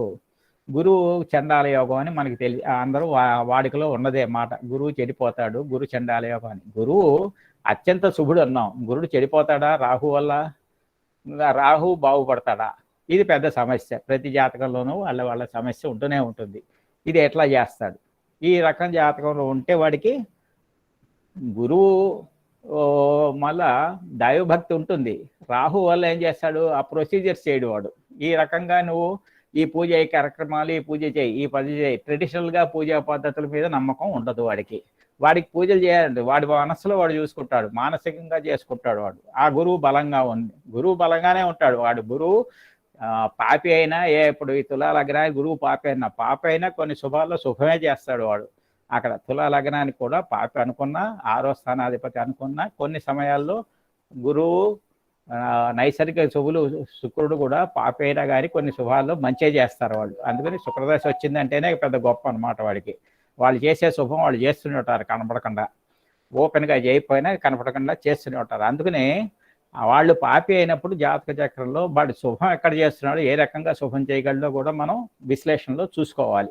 ఆ కష్టకాలంలో వాళ్ళు మొత్తంగా పాపిగా 100% పాపిగా ఉండరు. ఓన్లీ పాపగా మనం చెప్పుకుంటానికో ఉంటారు, చివరికి చేస్తారు. తులా లగ్నానికి ఆ రోజు గురుడు కనుక వ్యాధి తగ్గటం కష్టమే, వ్యాధి డయాగ్నిస్ అవ్వటం కష్టమే, లేట్ అవుతుంది. వ్యాధి రాంగ్ డయాగ్నిస్ అవుతుంది, మిస్లీడ్ అయిపోతారు, డయాగ్నిసిస్ కాకపోవచ్చు, ఎర్లీగా కాకపోవచ్చు, రాంగ్ డయాగ్నిసిస్ అవ్వచ్చు, డిలే అవుతుంది డయాగ్నిస్లో. అది కారణాలు ఉన్నాయి పాపి అవటంలా. కానీ మళ్ళీ ఎక్కడో వాడు చేస్తూనే ఉంటాడు, వాడి శుభం వాడు చేస్తూనే ఉంటాడు, ఆ జాతకుడికి ఏదో రకంగా చేస్తూనే ఉంటాడు. అందుకని ఈ గురు చండాల యోగం, అట్లాగే గురువు చంద్రుడు కలిసి ఉన్నాడంటే అది కూడా పిశాచి యోగం అన్నారు. ఇప్పుడు అంతా పిశాచి తాంత్రికులందరికీ గురు చండ అదే ఉంటుంది. గురుడు చంద్రుడు కలిసి ఉంటారు తాంత్రిక విద్య అంతా. అది తాంత్రికల్లో మంచి చేస్తారో చెడు చేస్తారో తర్వాత సంగతి. తాంత్రిక విద్యలు అంటే హైలీ ఇంటెలిజెంట్ ఫెలో. వీడు ఉన్నవాడు మన పక్కన తిరుగుతున్న వాళ్ళందరూ పెద్ద తాంత్రికులు కాకపోవచ్చు, కానీ వాడు ఇంటెలిజెంట్ ఫెలో అనేవాడు. వాడి కష్టకాలంలో వాడు తాంత్రికంగా వాడు సేవ్ చేసుకుంటాడు వాడి ఐడియాస్తో. అట్లా ఇవి మాత్రాన్ని పాతకాలంలో మనం గురు చండాల యోగం, యోగం అని తీసేసాం. కానీ ఆ కాంబినేషన్స్లో గ్రహాలు ఇదే 9th లార్డ్ వీడు గురుడితో కలిసి ఉన్నాడా, 9th లార్డ్ శనితో కలిసి ఉన్నాడా, 9th లార్డ్ ఎవరితో, ఈ శని రాహుకేతులే మనం టాపిల్ చేసేది పొజిషన్స్ని. మిగతా వాళ్ళంతా మామూలుగా సామాన్యంగానే ఉంటారు. ఇట్లా ఉంటుందన్నమాట. ఈ రకంగా చెప్పుకుంటూ పోతుంటే మా మిత్రులు అవి చెప్పారు కనుక నేను ఈ కొత్తగా అది యాంగిల్ మార్చి చెప్పాను. టైమింగ్ ఆఫ్ ఈవెంట్ అనేది తీసుకొని ఈ భావకారకులు 9 భావకారకులు కూడా చూసుకోవాలి. 9th హౌస్ భావకారకులు మామూలుగా గురుడు, రవి భావకారకులు పొజిషన్స్ కూడా చూసుకోవాలి. ఈ 9th భావం కనుక మేషంలో పడిందా, వృషభంలో పడిందా, ఇవన్నీ చూసుకుంటూ ఉంటే ఆ రాశి లక్షణాలు ఏంటి, fiery, earthy, airy sign, movable, fixture, common signs, ఆడివి అవి చూసుకుంటూ మనం చెప్పుకోవాలి అని అర్థం అన్నమాట. ఇట్లా ఈ రకాలుగా చూసుకోవాలి అని. ఇంకా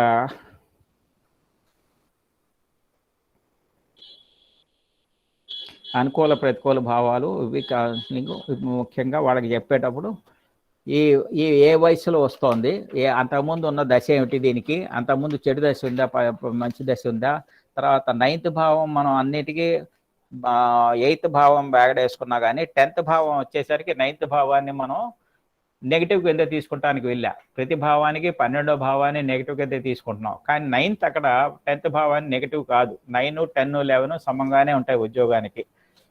9 భోగస్థానం, భాగ్యస్థానం, ట్రాన్స్ఫర్ అయ్యేది ఎక్కడే, కొత్త ఉద్యోగం వచ్చేది, ఉద్యోగంలో హోదా పెరిగేది 9th హౌస్లోనే. కనుక 10th హౌస్ మటుకు 9th హౌస్ని మనం 12th కింద తీసుకోకూడదు.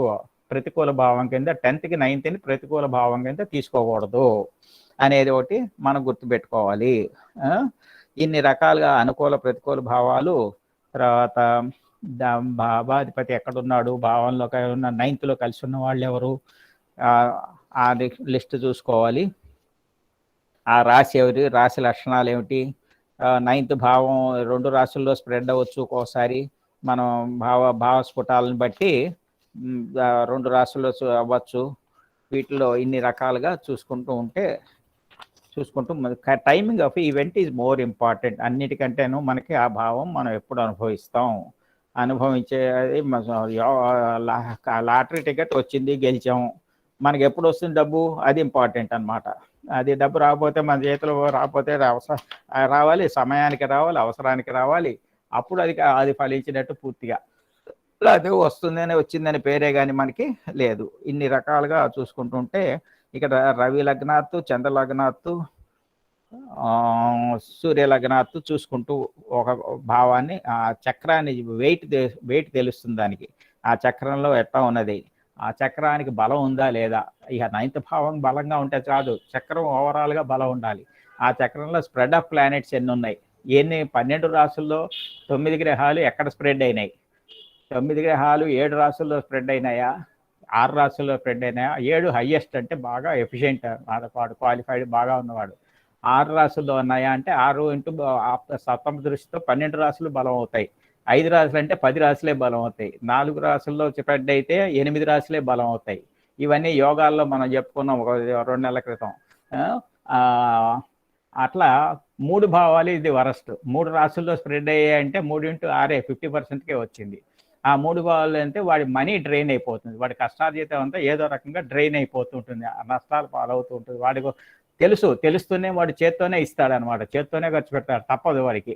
ఆ కర్మభావం అక్కడ ఎక్కువ అయిపోతుంది, కర్మ ఫలితాలు ఎక్కువ అవుతాయి, వాడికి బ్యాడ్ కర్మ ఫలితాలు ఎక్కువ అవుతాయి పూర్వజన్మ.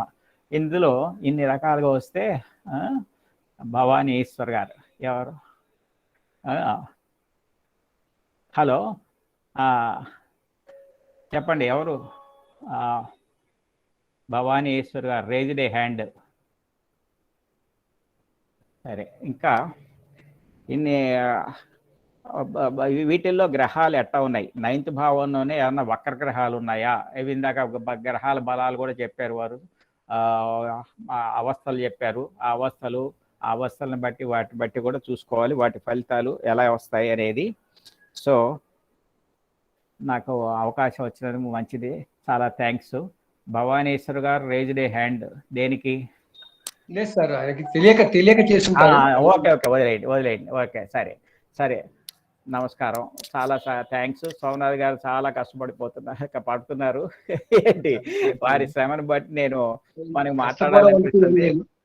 అసలు నిజానికి ఏదో అందరూ మాట్లాడితే విందాం అని కొంచెం తస్కరిద్దాం నాలెడ్జ్ అని చెప్పి వస్తూ ఉంటాం. నేను యాక్చువల్గా ఇలా వాగుతూ ఉంటాం, కొంచెం అవకాశం ఇచ్చినందుకు మాట్లాడుతూ ఉంటాం. ఇంకో చిన్న విషయం ఏంటంటే, ఇందాకే ఇవాళ వచ్చింది ఒక క్యాండిడేట్, ఏనిచ్చి బాగుంటుందమ్మా ఈ కష్టాలు అయిపోతాయంటే, ఎలా ఉంటుంది అంటే, ఇప్పుడు ఆల్రెడీ ఎంత వయసు, 50 ఏళ్ళ వయసు, ఇంతకంటే నీకు తెలీదా అన్నాను. ఇంతకి చివరికి చెబుతాం, ఎంత చెబుతావు, పాలిష్ వర్డ్స్ చెప్పాలా, నీకు ఇంకా స్వీట్ వర్డ్స్ చెప్పాలా, టీవీలో చెప్పినట్టు చెప్పాలా, మంచి చెప్తానని చెప్పేసి నాకు అనిపించింది. 50 ఏళ్ళు అయినాక తనకే ఒక అవగాహన ఉంటుంది, వయసు అంటే, జీవితం అంటే ఏమిటి, మానవ జీవితం అంటే ఏమిటి అని. వయసు రీత్యా వయసు వచ్చేస్తుంది. ఏదో 20 ఏళ్ల వాడికి చెప్పి ఉత్సాహపరచచ్చు, వాడు ఇంకా కష్టపడని. వీళ్ళని ఎలా ఉత్సాహపరచాలి, అది పెద్ద ప్రాబ్లం మనకి జ్యోతిష్యులకి. వీళ్ళని ఎలా ఉత్సాహపరచాలి, ఇంకా ఎట్లా ఉంటుంది అంటే, ఇప్పుడు 50 ఏళ్ళు వచ్చినాక ఏం తేడా వస్తుంది, నీకు తెలియదా జీవిత రహస్యాలు ఎట్లా ఉంటాయి, జీవిత అనుభవాలు ఎట్లా ఉంటాయి, ఇంకా రేపొద్దున వచ్చేసేసి నీకు ఏమన్నా బ్రహ్మాండం తిరిగిపోతుందా అది అవసరం. వాళ్ళు గ్రహించారు. మనం తప్పు మందే. జ్యోతిషంలో అన్నీ చెబుతాం, ఇవి చేస్తే అన్నీ వస్తాయి, అవి చేస్తే ఇన్ని వస్తాయని చెబుతాం మనం, తప్పు మందే. ఇవి చెప్పేసరికి రేపటి నుంచి నాకు అసలు మహారాజ యోగం పడుతుందా ఎవడో చెప్పాడు అంటారు. మహారాజా ఏమైనా సుఖంగా ఉన్నాడా, వాడు ఏం సుఖంగా లేడు. మహారాజా తెల్లలేస్తే న్యూస్ పేపర్ వాడు పట్టుకుంటున్నారు వాడిని, ఎవడు సుఖంగా లేడు, వీడే సుఖంగా ఉన్నాడు. అట్లా చాలా అవకాశం. నమస్కారం. ఇది అన్ని గ్రహించుకుంటూ చెప్పాలి మాట, మనం చూసుకోవాలి. అవకాశం బట్టి ఇచ్చినది చాలా సంతోషం. Thank you very much sir. నమస్తే. మిత్రులందరికీ ఇద్దరు మంచి అనుభవజ్ఞులైన వక్తల ఆశీస్సులతో, వాళ్ళ జ్యోతిర్వాణితో ఈరోజు మనం చాలా విషయాలు లోతుగా, ఒక భావ విశ్లేషణకి ఎంత లోతుగా వెళ్తాము, ఏ కోణంతో చూస్తాము అనేది బాగా మనం నేర్చుకోగలిగాం, మనకు అవగాహన వచ్చింది. దీంట్లో ముఖ్యంగా మనం ఒకటి గుర్తుపెట్టుకోవాలండి. ఒక వ్యక్తి జన్మించినప్పుడు అతని జీవితం ఆ క్షణం నుంచి 12 భావాలతో ముడిపడి ఉంటుంది. జన్మించినప్పుడు లగ్నం తూర్పున ఉంటుంది, పశ్చిమాన సప్తమం ఉంటుంది. ఈ రెండింటి మధ్యలో 12, 11, 10, 9, 8 ఉంటాయి. అవి దృశ్య భావచక్రం. అదృశ్యం ఏంటంటే 2, 3, 4, 5, 6 ఇవి కింద ఉంటాయి. ఎందుకంటే ఇంకా అవి ఉదయించాలి. ఒకటి తర్వాత ఉదయిస్తాయి కదా, ఒకటి తర్వాత 2, 3, 4 అట్లా రావాలి కదా. సో ఒక వ్యక్తి జన్మించినప్పుడు ఇది చాలా చాలా ముఖ్యమైన పాయింట్ మనం గుర్తుపెట్టుకోవాలి, జ్యోతిష్కులు అందరూ గుర్తుపెట్టుకోవాలి. వ్యక్తి ఉదయించినప్పుడు అప్పటికే ఉదయించినవి ఏవి అంటే సప్తమం నుంచి అష్టమం, నవమం, దశమం, ఏకాదశం, ద్వాదశం ఇవి ఆల్రెడీ ఉదయించున్నాయి. ఇవి ఈ 2 నుంచి ఉదయించేటప్పుడు ఒక్కొక్కటి అస్తమిస్తుంటాయి. అది ఎంతో లోతుగా ఆలోచిస్తూ మనం వీటి గురించి ఆలోచించాలి. ఇప్పుడు నవమం మనకి దృశ్య భాగంలో ఉంటుంది. 1 ఉదయించింది, దృశ్య భాగంలో 9 ఉంటుంది, అదృశ్య భాగంలో 5 ఉంటుంది. మళ్ళీ కొంచెం తర్వాత మారిపోతుంది. మళ్ళీ ఆ 5 మనకి తూర్పున వచ్చేసరికి గమ్మత్తుగా అక్కడ 5, 6, 7, 8, 9 కిందకి వెళ్ళిపోతుంటుంది. సో ఇవి ఈ భూగోళం తిరగడాన్ని, ఈ లగ్నాలని, భావాలని కూడా మీరు గమనిస్తూ కనుక వెళ్ళినట్టయితే మనం చెప్పేటువంటి ఫలితాలు చెప్పే విషయంలో మనకి కొత్త కొత్త సూత్రాలు కూడా దొరుకుతుంటాయి. సో మనకి ఈరోజు నిజంగా వీణులకి చాలా విందుగా ఉండింది. ఎక్కువ మంది వక్తలు లేకపోయేసరికి మనం ఎక్కువ శాస్త్రజ్ఞానాన్ని వినగలిగాం. అయితే ఇది అప్పుడప్పుడు మాత్రమే ఇలా చేద్దాం. ఎక్కువగా మనం ప్రోత్సహించాలి. కాబట్టి వచ్చే వారం మళ్ళీ ఏ టాపిక్ తీసుకున్నా ఎక్కువ మంది వచ్చి మనకి ఈ జ్యోతిర్వాణి వినిపించాలని కోరుకుంటున్నాం. ఈ మధు గారు హ్యాండ్ రైజ్ చేస్తున్నారు. అమ్మ మీరు ఏమని చెప్పాలనుకుంటున్నారు? నమస్కారం అండి, చిన్న డౌట్ ఉంది, అడగొచ్చా? చెప్పండి. నవమము స్త్రీ జాతకంలో సంతానం గురించి చూపిస్తా అదే అని ఉంది, అది ఎంతవరకు నిజము? అది అమ్మా ఇప్పుడు మనం ఎక్కడో ఒకటి అరగా విని దాని గురించి సందేహం అనుకోకూడదమ్మా. మీరు ఆ విషయం వచ్చినప్పుడు దానికి సంబంధించినటువంటి స్టడీ చేయాలి. అది నిజమా అబద్ధమా? నేను చెప్తాను ఏదో ఒకటి, నేను చెప్పిందే నిజమా అని లేదు కదా. సంతానము అంటే మనకి లగ్నానికి సంబంధించి పంచమ భావంలో ఉంటుంది. ఆ పంచమానికి పంచమం నవమం, అందువల్ల లింక్ ఉంటుంది. భావాద్భావంలో లింకులు వస్తాయి. అలాగని స్త్రీ అయితే 9, పురుషుడైతే 5 అలాంటిది ఏమి ఉండదు. జాతకంలో లింగ భేదం ఉండదు. ఆ వచ్చే ఫలితాల కోసం లింగం మారినప్పుడు తేడాలు వస్తుంటాయి.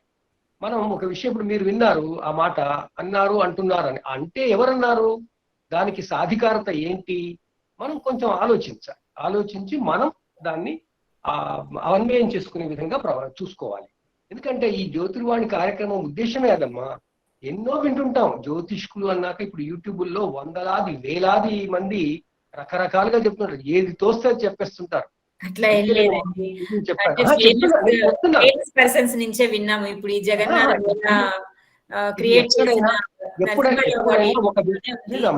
ఒకరు మాట్లాడిన తర్వాత మీరు ఏం చేయాలి, దానికి సంబంధించిన స్టడీ చేయాలి. ఆ స్టడీ చేయకుండా మళ్ళీ ఇంకో మీటింగ్ లో ఆ డౌట్ ని చెప్తే ఎట్లా అవుతుంది? అలా కాదు. పంచమం ఇంతమంది పెద్దలు కవర్ చేశారు కదా, అది కూడా ఏమైనా ఉందా పాసిబిలిటీ అని ఉంటే కవర్ చేసేవారు కదా. అంత ముఖ్యమైనది కాదు కాబట్టి కవర్ అవ్వలేదండి. అదేం లేదు. భావాద్భావాల విశ్లేషణలో చేస్తున్నప్పుడు అది కూడా ఒక పర్టికులర్ జాతకంలో సంబంధించి రావచ్చు. అదేం లేదు, రావకూడదు. నేను ఎందుకంటే చెప్పాను ముందే, అన్ని భావాల్లో అన్ని భావాలు ఉంటాయి. కాకపోతే ఏది ప్రస్ఫుటంగా ఉంటుంది అనేది వేరే విషయం. స్త్రీ జాతకం అయితే ఒక రకంగా, పురుష జాతకం ఒకటి, అలా ఏం ఉండదు. స్త్రీ జాతకంలో కొన్ని ప్రత్యేకతలు ఉండి మనకి వరామీరుడు కానీ వాళ్ళు కానీ కొన్ని ఇంకా ప్రత్యేకంగా చెప్పారు తప్ప దానికి ఇది దానికి ఇది అని చెప్పుకోవాల్సిన అవసరం లేదు. స్త్రీ జాతకమైన పురుష జాతకమైన పంచమ భావము పుత్రభావం, ఆ పుత్రభావానికి మళ్ళీ పుత్రభావము నవమం అవుతుంది. ఆ కారణంగా దానికి లింక్ వచ్చేస్తుంది. అంతకుమించి అక్కడ ఏం లేదు. అంతే అలాగే ఉంటుందమ్మా. సో ఇప్పుడు మనం ఈ వారం ఈ నవమ భావం మీద చేసినటువంటి చర్చ, దాని మీద మనం విన్నటువంటి జ్యోతిర్వాణి చాలా బాగుండింది. మనకి అందరు వక్తలకి, ఈ వారం వక్తలు, గత వారం వక్తలకి కూడా చాలా చాలా ధన్యవాదాలు. వారు నవభావం మీద మాట్లాడడం వారి పుణ్యం అయితే, వారు మాట్లాడింది విని దాన్ని అర్థం చేసుకోవడంలో మన పుణ్యం కూడా ఉంది. అందరి నవభావాలు బ్రహ్మాండంగా ఉన్నాయి. సో అందరికీ మరొకసారి ధన్యవాదాలు చెప్పుకుంటూ మన గురువుగారు కమలాకర్ శర్మ గారిని తమ ముగింపు ఉపన్యాసం ఆరంభించవలసిందిగా కోరుతున్నాను. ధన్యవాదాలు.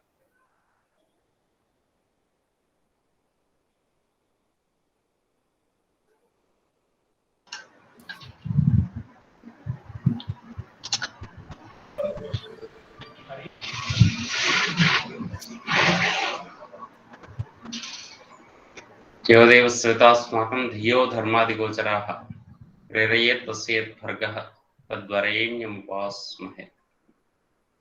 శ్రీ గురుభ్యో నమః. శ్రీమాత్రే నమః. జ్యోతిష సభా సరస్వతికి నమస్కారం. ప్రత్యేకంగా ఈరోజు వక్తలైనటువంటి ముక్కామల రవీంద్రనాథ్ గారికి, సాంబశివరావు గారికి, సోమనాథ్ శాస్త్రి గారికి, ఇంకా పెద్దలందరికీ కూడా నమస్కరిస్తూ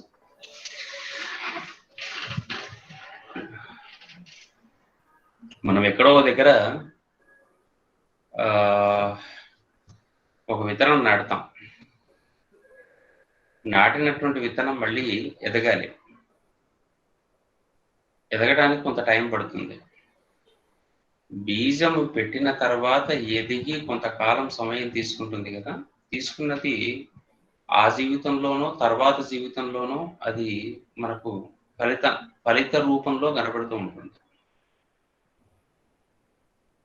ఈ ఊరు నుంచి ఓ 10 లక్షల రూపాయలను నేను బ్యాంకులో డిపాజిట్ చేస్తే అమెరికాకు పోతే ఓ రకంగా, నేపాల్కి పోతే ఇంకో రకంగా దాని అమౌంట్ రూపంలో బయటకు వస్తూ ఉంటుంటాయి. అది అదే రూపంలో రాదు, మార్పు రూపంలో వస్తుంది.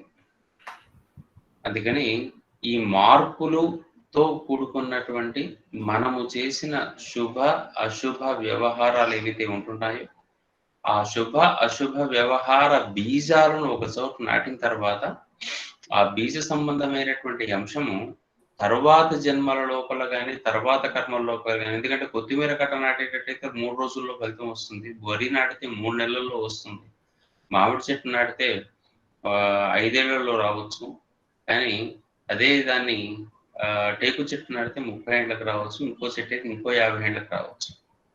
అట్లాగే మనం పెట్టిన బీజానికి ఫలనము అనేటటువంటిది ఈ జన్మలో అనుభవించేటటువంటి విధానం ఉంటుంది. దీన్నే మనం సాధారణంగా పూర్వ పుణ్యము అంటాం.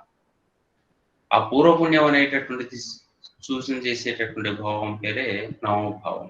నీకు బాగా తెచ్చుకున్నావా, కొద్దిగానే తెచ్చుకున్నావా, నీకు బాగా బలంగా ఉందా, తక్కువగా ఉందా అనేటటువంటి విధానం అంతా కూడా గతం నుంచి తెచ్చుకున్నటువంటి మంచి. ఎప్పుడో ఒక చోట ఎక్కడో దగ్గర రోడ్డు మీద వెళ్తూ ఉంటున్న సందర్భం లోపల ఏదో ఇబ్బంది జరగబోతుంటుంటే ఎవరో వచ్చి సడన్ గా రక్షిస్తారు. వాడు దేవుడి వల్లే రక్షించాడయ్యా అని చెప్పేసి అనుకుంటాం. ఈ దేవుడిలాగా రక్షించబడ్డాను అనుకున్నప్పుడు తాను తెచ్చుకున్నటువంటి పుణ్యం, తన రూపము, గుణము, యవ్వనము, తనకు కావలసినటువంటి అన్ని పనులు ముందుగానే సాగిపోవటం అనేటటువంటిది తాను పూర్వం చేసుకున్నటువంటి మంచి పనుల యొక్క సారాంశం. ఆ సారాంశం అంతా కూడా తాను తెచ్చుకున్న పూర్వపుణ్యం, దాని నుంచి అనుసరించినటువంటి ఈ జీవితం కూడా ఇంకా కూడా ఆనందంగా సాగిపోతూ ఉంటుంది. అట్లా మనము ఆలోచించవలసిందల్లా ఏంటి అంటే ద కంటిన్యూయేషన్. 9వ భావంలో చెప్పేటటువంటి ప్రత్యేకమైన అంశం ఏంటంటే కంటిన్యూయేషన్, వారసత్వం అని చెప్పేసి పదం వాడుతూ ఉంటుంటాం. నీ తర్వాత నువ్వు ఎంతకాలము, ఎప్పుడు, ఎట్లా గుర్తించబడతావా? మృత్యువులో ఉంటావా, అమృతత్వానికి వెళ్తావా? అమృతత్వానికి వెళ్ళేటువంటి సందర్భం లోపల నీకు ఎంత పుణ్యము ఉంటే అంతగా అమృతత్వానికి వెళ్తావు. పుణ్యబలం లేనటువంటి వాడికి మృత్యుత్వంలో ఉంటుంటావు తప్ప అమృతత్వానికి వెళ్ళే అవకాశం లేదు. అందుకని అమృతం, మృత్యోర్మ అమృతంగమయ్య అని చెప్పేసి మనం అనుకునేటువంటి విధానం లోపల కూడా అమృతత్వానికి మనం వెళ్ళాలి అనుకుంటున్నప్పుడు మనం చేసేటటువంటి మంచి పనులు ఏమిటి అని అక్కడి నుంచి వెళుతూ వస్తుంటాం. అమృతమయులు కావాలనుకునేటట్టయితే కనీసం నీ పిల్లలన్నా నిన్ను గుర్తుపెట్టుకోవాలి కదా ఆయన అని చెప్పేసి అన్నప్పుడు వారసత్వం ఎప్పుడైతే వస్తుందో ఆ వారసత్వంలో సంతానం కూడా కనపడుతుంది. వారసత్వంలో సంతానం, ఈ వారసులు ఉంటే గుర్తుపెట్టుకుంటారు, కానీ అబ్దుల్ కలాంకు వారసులు అవసరం లేదనుకుంటారు. ఆయన కొంతకాలం పాటు బతికేస్తాడు. పోతన భాగవతం రాసి బతికేశాడు. ఇట్లా చాలా మంది కాళిదాసాదులు ఇట్లా బతికారు, వ్యాస వాల్మీకులు బతికారు, మన వరాహమిహిరాతులు బతికారు. ఈ బతికిన విధానం ఏదైతే ఉంటుందో వాళ్ళ అమృతత్వానికి సంకేతంగా ఈ పూర్వపుణ్యం పెంచుకోవటం అనేటటువంటిది. పూర్వపుణ్యం పెంచుకునేది ఏం లేదు, పూర్వపుణ్యాన్ని అనుభవించాలి. తర్వాత రోజుల్లో ఈ పుణ్యం మరింత వృద్ధిలోకి వచ్చి శరీరము తర్వాత మళ్ళీ ఈ శరీరం రాకుండా కీర్తి శరీరం వరకే మిగిలిపోయేటటువంటి స్థితి రావడం అనేటటువంటి చాలా ముఖ్యమైనటువంటి అంశం. ఈ కీర్తి శరీరం వైపు మనిషి దృష్టి పెట్టుకుంటూ వెళ్ళాలి. ఆ దృష్టి పెట్టడం అనేటటువంటి దానికి మన వాళ్ళు ఏం చేశారంటే గత కర్మల లోపల ఉండేటటువంటి గుణదోషాలను గమనించడానికి మన వాళ్ళంతా కూడా 9వ భావాన్ని ప్రత్యేకంగా గమనించడం మొదలుపెట్టారు. ఇవి కూడా కాలానుగతికంగా దీంట్లో విధానాలు చాలా మార్చుకుంటూ వచ్చేసాం. కాలానుగతికంగా ఎందుకు మార్చాము అంటే, ఉదాహరణకు నవమంలో ఉండేటటువంటి గ్రహాలను బట్టి దానికి ఉండేటటువంటి పుణ్యం, వీడు బాగా పూర్వం బాగా పుణ్యం చేసుకున్నవాడు, లేదా ఈ పూర్వపుణ్యం లేనటువంటి వాడు అని చెప్పేసి. ఈ పూర్వపుణ్యం లేనటువంటి వాళ్ళందరూ కూడా అక్కడ ఏ రాహువో వచ్చాడు అనుకోండి, ఆ రాహు వచ్చిన సందర్భం లోపల సాధారణంగా గతంలో అయితే వీడు మ్లేచ్ఛ దేశాలకు వెళ్తాడు, అక్కడ ఉంటాడు, ఆ సంస్కృతిని అంటించుకుంటాడు, వీడు ప్రాయశ్చిత్తానికి యోగ్యుడు, అంతే తప్ప ఇక్కడ ఉండడానికి యోగ్యుడు కాదు అనేటటువంటి భావంలో ఒకనొక రోజుల్లో ఈ కాలానుగుణంగా వచ్చిన మార్పులు ఏంటి, నవమ రాహు ఉన్నాడంటే వాడు ఫారిన్కి వెళ్తాడో అని చెప్పేసి చెప్పుకునేటువంటి పరిస్థితుల్లో మనం ఇప్పుడు వచ్చాం. కాలానుగుణమైనటువంటి మార్పుల్లో మనకు వస్తున్నటువంటి విధానం ఇట్లా ఉంది అన్నమాట. అందుకని మార్పులను అధ్యయనం చేసుకుంటూ ఉండేటటువంటి విధానంలో కూడా భావాన్ని అధ్యయనం చేయడం అనేటటువంటిది చాలా అవసరంగా మనకు కనపడుతుంది. అయితే పూర్వపుణ్యము అనేటటువంటి విధానం లోపల మనం దాన్ని పెంచుకోవలసింది ఎట్లా? పుణ్యభావం పెంచుకోవాలి. పుణ్యం పెంచుకుంటూ ఉండేటట్టయితే జీవితం మనకు ఆహారం, ఇప్పుడు మనం ఫోన్కు ఛార్జింగ్ పెట్టుకోవడానికి ఎట్లాగైతే కనెక్టివిటీ పవర్తో కనెక్టివిటీ వైర్తో ఉండటం ఎంత ఇంపార్టెంటో, మన మనస్సును మనం ప్రశాంత పెట్టుకుంటూ మూలతత్వంతో అనుబంధం పెట్టుకుంటూ ఉండేటట్టయితే ఈ శరీరం అనేటువంటి ఫోన్ పరిపూర్ణంగా ఈ లోకంలోకి వచ్చి ఎక్కువ పనులను తక్కువ సమయంలో పరిపూర్ణం చేసేసి ఆనందంగా ముందుకు వెళుతూ ఉంటుంది అనేటటువంటిది ఆధ్యాత్మిక వ్యవహారాలకు ఇది మూలమైనటువంటిది. దీనికి నవభావమే ఇంపార్టెంట్. ఈ భావన కలగాలి. ఆ తర్వాత మనం చేయాల్సిన పని ఏంటి అంటే, దీనికి మన వాళ్ళు ఉపాసన అనే పదం ఉపయోగించారు. ఉప ఆసన, ఉప సమీపే, ఆసన ఉండుట, ఉపవసతి, ఉపవాసం, ఈ పదాలని వాడాడు. దురదృష్టవశాత్తు ఉపవాసం అనేటటువంటిది ఓన్లీ తిండి వైపు వెళ్ళిపోయింది తప్ప పక్కన కూర్చోవటం, పక్కన ఉండటం, పక్కన స్థితుడై ఉండటం అని అర్థం కాలే. ఎక్కడ పక్కన అంటే ఉన్నత శక్తి పక్కన కూర్చోవటం. ఆ రోజు తిండి గురించి ఇతర విషయాల గురించి ఎక్కువగా ఆలోచించకరా నాయన, ఈ విషయాలు కావు, ఇవన్నీ కేవలం లోక వ్యవహారంలో నువ్వు బతకడానికి, కానీ అసలు ఉన్నతమైన శక్తితో నువ్వు గడిపి తీరాలరా నాయన అని చెప్పేసి చెప్పేటటువంటి విధానంలో ఉప ఆసన. కళ్ళు మూసుకొని కూర్చున్నాను, ఏదో ఈ మంత్రం చేసి ఇన్నిసార్లు చేసేటట్టయితే ఇట్లా వస్తుంది, ఇది కాదండి. నీ మనసు నీకన్నా ఉన్నత శక్తితో కదలకుండా, ఇతరమైన ఆలోచనలు లేకుండా ఎంతసేపు ఉంటుందో అప్పుడు మనస్సులో ఇంతకాలము నేను పెట్టుకున్నటువంటి ఏ మాలిన్య భావనలు అయితే ఉన్నాయో అవి కడగబడాలి. దానికి శక్తి అనేటటువంటిది మూలం కావాలి. ఆ శక్తితో నేను సంగమించి ఉండటం అనేది ఆ శక్తి సంగమం. ఇప్పుడు ఇక్కడ మనం చేస్తున్నదంతా సత్సంగం ఉంటుంది. సత్యముతో సంగమించి ఉండటం సత్సంగం. అందుకని ఈ ఉపనిషత్ అని చెప్పేసి అని అంటారు. సత్యము యొక్క పక్కనే ఉండేటటువంటి, ఉప సమీపే ఉండేటటువంటిది, సత్యం పక్కన ఉండేటటువంటి. సత్యం ఏంటి అంటే ఒకటే సత్యం. ఆ సత్సంగం వల్ల ఏమవుతుంది అంటే అది నిస్సంగంగా మారిపోతుంటుంది. ఉన్నతమైన శక్తి ఒకటే లోకంలో, మనలోనూ ఆ శక్తి ఉంది, సృష్టిలోనూ శక్తి ఉంది. ఈ మధ్యలో ఉండేటటువంటి ప్రకృతి వల్ల సమస్య. ఈ ప్రకృతిని, మన ప్రకృతిని సమన్వయం చేసుకుంటూ ఉండాలి అనే విషయంలో ఒక క్లారిటీ వస్తుంది. క్లారిటీ వచ్చిన తర్వాత అన్ని సబ్జెక్టుల మీద మనకు అవగాహన వస్తుంది. దీని పేరే జ్ఞానము అంటారు. ఈ జ్ఞాన భావన కూడా నవమభావమే. ఉపాసన వల్ల వచ్చేటటువంటిది ఏమిటంటే ఆధ్యాత్మిక జ్ఞానము అంటుంటారు. ఆధ్యాత్మిక జ్ఞానం అంటే అర్థం ఏమిటంటే అణువు, ఈ లోకమంతా కూడా, సృష్టి అంతా కూడా అనుభావన మాత్రమే. ఇది భౌతికము, కుటుంబము, వ్యక్తి, ఇవన్నిటికీ లగ్నము, ఇతరమైన భావాలన్నీ వెళ్ళిపోతాయి. ఒక నవమానికి వచ్చేసరికి మాత్రం ఆత్మజ్ఞానం. జ్ఞానం అంటేనే ఆత్మజ్ఞానం. ఇతరమైన జ్ఞానాలన్నీ లోక జ్ఞానాలు, కుటుంబ జ్ఞానాలు, ప్రకృతి జ్ఞానాలు, ఇవన్నీ కూడా జ్ఞానాలు. కానీ ఆత్మజ్ఞానం ఒకటే జ్ఞానం. అందుకని ఆత్మజ్ఞానం వైపు దృష్టి కేంద్రీకరించగలిగేటటువంటి భావం కూడా అదే. ఆ దాంట్లో గ్రహాలు సరిగ్గా లేకపోయేటట్టయితే వాడిని ఎక్కువగా ప్రేరేపించాల్సి వస్తుంది. నాయన నీ పుణ్యం లేదురా బాబు, గతంలో తెచ్చుకోలేదు. అష్టకవర్కులో కూడా నవమంలో చాలా మంది తక్కువ బిందువులతో పుడుతూ ఉంటుంటారు. వాడు ఈ శరీర రూపాలు తయారు కావడానికి సగం అయిపోతుంటుంది వాడు పుణ్యం. మిగిలిన కొంచెమే మిగులుతుంది. అటువంటిప్పుడు ఈ లోకంలోకి వచ్చిన తర్వాత మనకు ఉదాహరణ ఉంటుంది చూసారా, ఏంటంటే పొద్దున్నే లేవగానే కూలి పని చేసుకోవటం, సాయంత్రం కాగానే ఏదో కిరాణా షాప్కి వెళ్ళటం, తిండి వస్తువులు తెచ్చుకోవటం, మళ్ళీ రాత్రి వండుకోవటం, తెల్లారి పొద్దున వండుకోవటం, మళ్ళీ పొద్దున్న ఇంట్లో సర్ది కట్టుకొని నెత్తి మీద పెట్టుకొని మళ్ళీ కూలికి వెళ్ళటం అనేటటువంటి జీవితం ఎటువంటిదో, పూర్వపుణ్య లోపమైనటువంటి జీవితం కూడా అట్లాగే ఉంటుంది. ఈ పూటకు బతకాలంటే రేపు పొద్దున ఎట్లా ఉంటుందనే విషయం మళ్ళీ రేపటి కష్టపడాల్సిందే. పూర్వపుణ్యం బాగా ఉండేటటువంటి వ్యక్తికి తాను కష్టపడకుండానే వ్యవహారాలని అనుకూలంగా వస్తుంటాయి. కానీ ఇది ఏమవుతూ ఉంటుంది, మనకు నేను ఏదనుకుంటే అది జరుగుతుంది కదా అని వీడికి అహంకారం పెరగకుండా కేవలం జ్ఞానం మాత్రమే పెరిగేటట్టయితే ఆ పుణ్యాన్ని ఇంకా పెంచుకుంటూ పోతుంటారు. ఒక వ్యక్తి తాను ఒక చోట కూర్చుండి ప్రపంచాన్ని నిర్వహించగలిగేటటువంటి శక్తిలోకి వచ్చాడంటే వాడి పూర్వపుణ్యం అపరిమితంగా ఉండటం. అదే మనకు గురువులు చేస్తున్నటువంటి పని. తాను ఒక చోట కూర్చుంటారు, వాళ్ళు అన్ని పనులు చేయాల్సిన అవసరం లేదు. తమ మనస్సును ఈ చుట్టుపక్కల ఉండే లోకంతోనే కాకుండా ఉన్నతమైన శక్తితోని కలిపి ఉంచటం అలవాటు చేసుకున్నారు. అలవాటు చేసుకోవడం వల్ల దాని ఎనర్జీని తమ ఎనర్జీగా మార్చుకుంటున్నారు. కాబట్టి ఈ శరీరం అనే మాధ్యమంగా ఈ లోక వ్యవహారాలన్నీ కూడా ఆనందంగా నిర్వహించేటటువంటి శక్తి సముపార్జన వాళ్ళు చేసుకుంటుంటారు. అందుకనే మనకు అనేక రకాలైన సంస్థలకు సంబంధించినటువంటి గురువులకు వాళ్ళు ఒక మాట చెప్తే 1,00,000 మంది వింటుంటారు. కానీ మన మాట చెప్తే మనం ఇంకోటి పక్కన వాళ్ళు వినట్లేదు అని చెప్పేసి అంటే ఇప్పుడు మనకు లేనిది ఏమిటంటే ఆ శక్తి. ఎందుకు లేదు అంటే ఆ శక్తితో మనం కూర్చోవట్లేదు. అది కాక శక్తితో కూర్చుందాం అనుకున్నప్పటికీ మన జాతకంలో నవమంలో బలం కనుక లేకపోయేటట్టయితే ఆ శక్తి పొందిన దానికన్నా కోల్పోయేది ఎక్కువగా ఉంటుంది. ఆ కోల్పోవటం ఎక్కువగా ఉంటున్నప్పుడు మన మాటకు విలువ ఉండదు, మనం చేసే పనులకు గుర్తింపు ఉండదు. ఈ శరీరంతోని ఇక్కడికి వచ్చిన తర్వాత సూక్ష్మ శరీరం ద్వారా కానీ స్థూల శరీరం కానీ అంటే భౌతికంగా ఈ శరీరంతో చేసే పనులు కానీ లేదా కళల రూపంలో చేసేటువంటి పనులు కూడా పరిపూర్ణంగా చెయ్యలేక ఇబ్బంది పడుతూ ఉంటుంటారు. కళల్లో వచ్చినవి కూడా అనుభవంలోకి భాగంగా స్వీకరించేటువంటి సందర్భాలు ఉంటుంటాయి.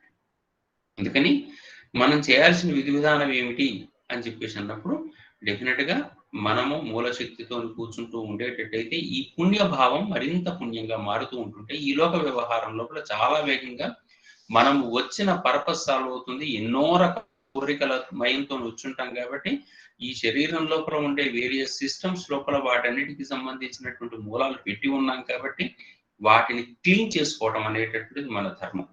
వాటిని శుద్ధం చేయటం ధర్మం.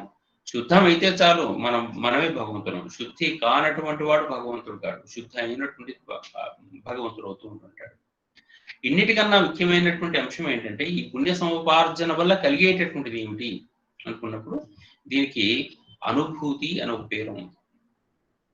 అనుభూతి, ఎక్స్పీరియన్సింగ్, ఆనందించడం. ఆనందం ఈ పదం కూడా ఒకటి ఉంటుంది. నంద శబ్దం, దానికి ఆనందం అని చెప్పి దీనికి ఇట్లా ఉంటుంది అట్లా ఉంటుంది, ఎక్కువ నవ్వు తక్కువ నవ్వు, చాలా నవ్వేస్తున్నాను, వాళ్ళతో కలిసిపోయి ఉన్నాను, వాళ్ళ భావాలతో నా భావాలు కలిసిపోయినాయి, నేను కళ్ళు మూసుకుంటే దాంతో కనెక్ట్ అయిపోతున్నాను, హ్యాపీగా ఉంటున్నాను అని ఇవన్నీ కాదండి. మన మనస్సు లోపల ఏ రకమైన ఒత్తిడి ఇబ్బందులు లేనటువంటి ఒక శూన్య స్థితిలో ప్రపంచం మొత్తాన్ని ఒకే రకంగా చూడగలిగేటటువంటి ఒక స్థితి, మన మనసులో ఘర్షణ లేనటువంటి స్థితి, ఇబ్బందులు లేని స్థితి, తన పర లేనటువంటి స్థితి, ఆనందంగా అందరినీ జంతువులను వృక్షాలను అన్నిటినీ సమానంగా చూడగలిగిన ఒక భగవత్ స్థితి ఒకటి ఉంటుంది ప్రతి వాడికి కూడా. ఆ స్థితికి నేను చేరగలగటం అనేటటువంటిదే ఆనంద స్థితి అని చెప్పేసి అన్నారు. దీనికి సుఖ సంతోషాలు రెండు కూడా చిన్నవిగా కలిపారు. సుఖం శరీరానికి మాత్రమే, అది చతుర్థ భావంలో పెట్టారు. సంతోషం పంచమ భావంలో పెట్టుకుంటూ వచ్చారు, అది కేవలం మనస్సుకు సంబంధించినటువంటి మాత్రమే. కానీ నవభావానికి సంబంధించినటువంటి దాని పేరు ఆనంద స్థితి అన్నారు. ఇది అనుభూతి కూడా పొందుతూ ఉంటుంది. ఈ అనుభూతి పరిపూర్ణ స్థితిలో మనకుంటే, భూతి అంటే సంపద అండి. అనుభూతి అనేది సంపదకు అనుకూలం. ఏది భూతి ప్రపంచం మొత్తానికంటే భగవంతుడు ఒక్కడే భూతి. ఆ భూతి అనేటటువంటిది సంపద కనుక ఏంటంటే భగవద్భూతికి అనుబంధంగా, అందుకనే మనకు విభూతి యోగం అని చెప్పేసి మనకు దాంట్లో ఉంటుంది. భగవద్ విభూతి ఏ రూపంలో కనపడుతుంటుంది అని భగవద్గీతలో చెప్తూ ఉంటుంది అనమాట. అట్లాగే ఆ భూతి సంపద కనుక అయ్యేటట్టయితే తనకు అనుకూలంగా ప్రపంచం ఏది కావాలని వీడికి అడగక్కర్లే, అడగక ముందే అవన్నీ ఎదురుగా పెట్టేసేసి కావాల్సినవన్నీ చూసుకుంటూ ఏ అంశంలోనూ కూడా తనకు అధికమైనటువంటి ఆసక్తి లేకుండా, ద్వేషము లేకుండా ప్రశాంతంగా ఉండగలిగేటటువంటి ఒక ఉన్నత స్థితికి తాను ఎదగటం అనేటటువంటిది ఈ అనుభూతికి సంబంధించినటువంటి అంశం. నవమభావం లోపల ఎక్స్పీరియన్సింగ్ ఈజ్ మోస్ట్ ఇంపార్టెంట్. తాను అలా చూస్తూ ఉంటుంటే తన ప్రమేయమే అంత ఎక్కువగా లేకుండా ఏదో గొప్ప ఇందాక సిఎస్ రావు గారు అంటే రిలీజియస్ యాక్టివిటీస్ అంటారు, ఇంకేదో అంటారు ఏదో రూపంలో మొత్తానికి తాను ఈ లోకంలో తాను చేయవలసిన కర్మలు, తాను చేయవలసిన పనులు, తాను సంబంధించినటువంటి విషయం ఒక డివైన్ పవర్ అనేటటువంటిది మనం నడిపిస్తూ ఈ శరీరంలో ఉండే ఆత్మ మనస్సు లేకుండా డైరెక్ట్ గా శరీరాన్ని నడిపించేటువంటి విధానం అలవాటు చేసుకోవడానికి ఈ నవమ భావమే చాలా ముఖ్యమైనటువంటి అంశం. అందుకని నవమ భావాన్ని మనము నిరంతరము దాన్ని పెంచుకునే మార్గం వైపు కనుక మనం వెళ్ళేటట్టయితే మిగిలిన భావాలకు సంబంధించినటువంటి లోపాల గురించి ఎక్కువగా ఆలోచించాల్సినంత అవసరం రాదు. కారణం ఆటోమేటిక్ గా నవభావంలో పరిపూర్ణత ఏర్పడిపోయింది అనుకోండి, ఎనర్జీ వచ్చేసింది. ఎనర్జీ ఒకసారి వచ్చిన తర్వాత మిగిలిన భావాలకు సంబంధించిన ఒకవేళ నీ కోరికలే కనుక ఉండుండేటట్టయితే ఒకసారి కోరుకున్నామంటే అవన్నీ వచ్చేస్తాయి. కోరుకోకపోయినప్పటికీ కూడా అవన్నీ మీ ఎదురుగా కనపడుతుంటాయి. మనము పుణ్యాన్ని చాలా ఎక్కువగా ఖర్చు చేస్తుంటాం, మనకు తెలియదు అది. ఎందుకంటే నాకు ఏదో చిన్న పని ఉంది అనుకోండి, ఆ పని ఉంటుంటే అక్కడ ఎవరికో నేను ఫోన్ చేసేసి వాళ్ళని పని వాళ్ళని వాళ్ళకి చెప్పిరండి అని చెప్పేసి అంటే వాళ్ళు వెళ్ళారు, చేసి వచ్చారు, నా పని ఇక్కడ అయిపోయింది. నా పని ఇక్కడ అయిపోయిందంటే ఎట్లా అయిపోతుంది అంటే నాకున్నటువంటి పుణ్య భావాన్ని, పాజిటివ్ ఎనర్జీని కొంత నేను ఏదో కట్ చేసి, దానికి ఎంత అవసరమో మనకు తెలియదు, ప్రకృతి పరమాత్మకే తెలుస్తుంది. అది కొంత కట్ అయ్యి ఏ జీపేనో ఏ ఫోన్ పేనో నేను ఎవరికైతే పని చెప్తున్నానో లేదో వాళ్ళకి ఇస్తున్నానో వాళ్ళకి వెళ్ళిపోతే అప్పుడు నా పని వాళ్ళ ద్వారా పోతుంది. అట్లయినప్పుడు నాకేమైంది, నా పుణ్యంలో కొంత భాగం కట్ అయిపోతూ ఉంటుంది. మరి నేను అపరిమితమైన పుణ్యవంతున్నే గనక అయ్యేటట్టయితే ఈ పుణ్యం ఎంత కట్ అయినప్పటికీ కూడా, ఎన్ని రకాల వ్యవహారాలు చేసినప్పటికీ కూడా, నేను ఇల్లు కట్టుకున్నా లేకుంటే వివాహాలు ఇంట్లో నిర్వహించినప్పటికీ, ఏదో రకమైనటువంటి కొత్త కొత్త కార్యాలు నిర్వహించినప్పటికీ, ఎంతమంది సహకారాలు నేను అపేక్షించినప్పటికీ కూడా, వాళ్ళంతా వాళ్ళు సహకరించినప్పటికీ కూడా నా పుణ్యం ఎంత కట్ అయినా ఇంకా నా దగ్గర మిగిలిపోయింది అనుకోండి, ఆటోమేటిక్ గా ఈ లోకంలో నేను ఎక్కువ పనులను తక్కువ సమయంలో నిర్వహించగలిగిన వాడిని అవుతాను. కొత్త సంకల్పాలు పెట్టుకోకర్లే, మనకు భగవంతుడు ఈ శరీరం శుద్ధిగా కనుక చేసేస్తే ఈ శరీరంతో ఏమేమి పనులు చేయవలసిన యోగ్యత ఉంటుందో ఆ పనులను హాయిగా నిర్వహించేసేస్తూ ఉంటాడు. భగవంతుడు ఎక్కడో ఉంటాడు, మనలోనే ఉంటాడు, మన ఆత్మస్వరూపమే. మనలో ఎనర్జీ ఉంటుంది. నేను మాట్లాడుతున్నానంటే లోపల ఎనర్జీ ఉంటేనే మాట్లాడతాను. ఈ శరీరంలో ఆ ఎనర్జీ పక్కకు జరిగిన నాడు నేను ఉంటాను అనే విషయం అందరికీ తెలిసినటువంటిదే. కాబట్టి ఈ శక్తికి సంబంధించినటువంటి అంశం కాబట్టి మూలశక్తి అనేటటువంటి దానితో సమన్వయం పొందుతూ మూలశక్తితోనే కలిసి ఉండటం, మూలశక్తితోనే ప్రేరేపించుకోవటం. మూలశక్తి మనకు సూర్యుని శక్తి మూలశక్తి కావచ్చు, ఇంకేదైనా శక్తి మూలశక్తి కావచ్చు. నేను గాలి గురించి ఆలోచించాలి, నీడ గురించి ఆలోచించాలి, ప్రకృతి గురించి ఆలోచించాలి, వృక్షాల గురించి ఆలోచించాలి, సూర్యశక్తిని గురించి, దాంట్లో ఉండే వెలుతురు, వేడిమి అన్నిటిని గురించి ఆలోచిస్తూ పోతుంటే ఇవన్నీ మూలశక్తులు అవుతాయి.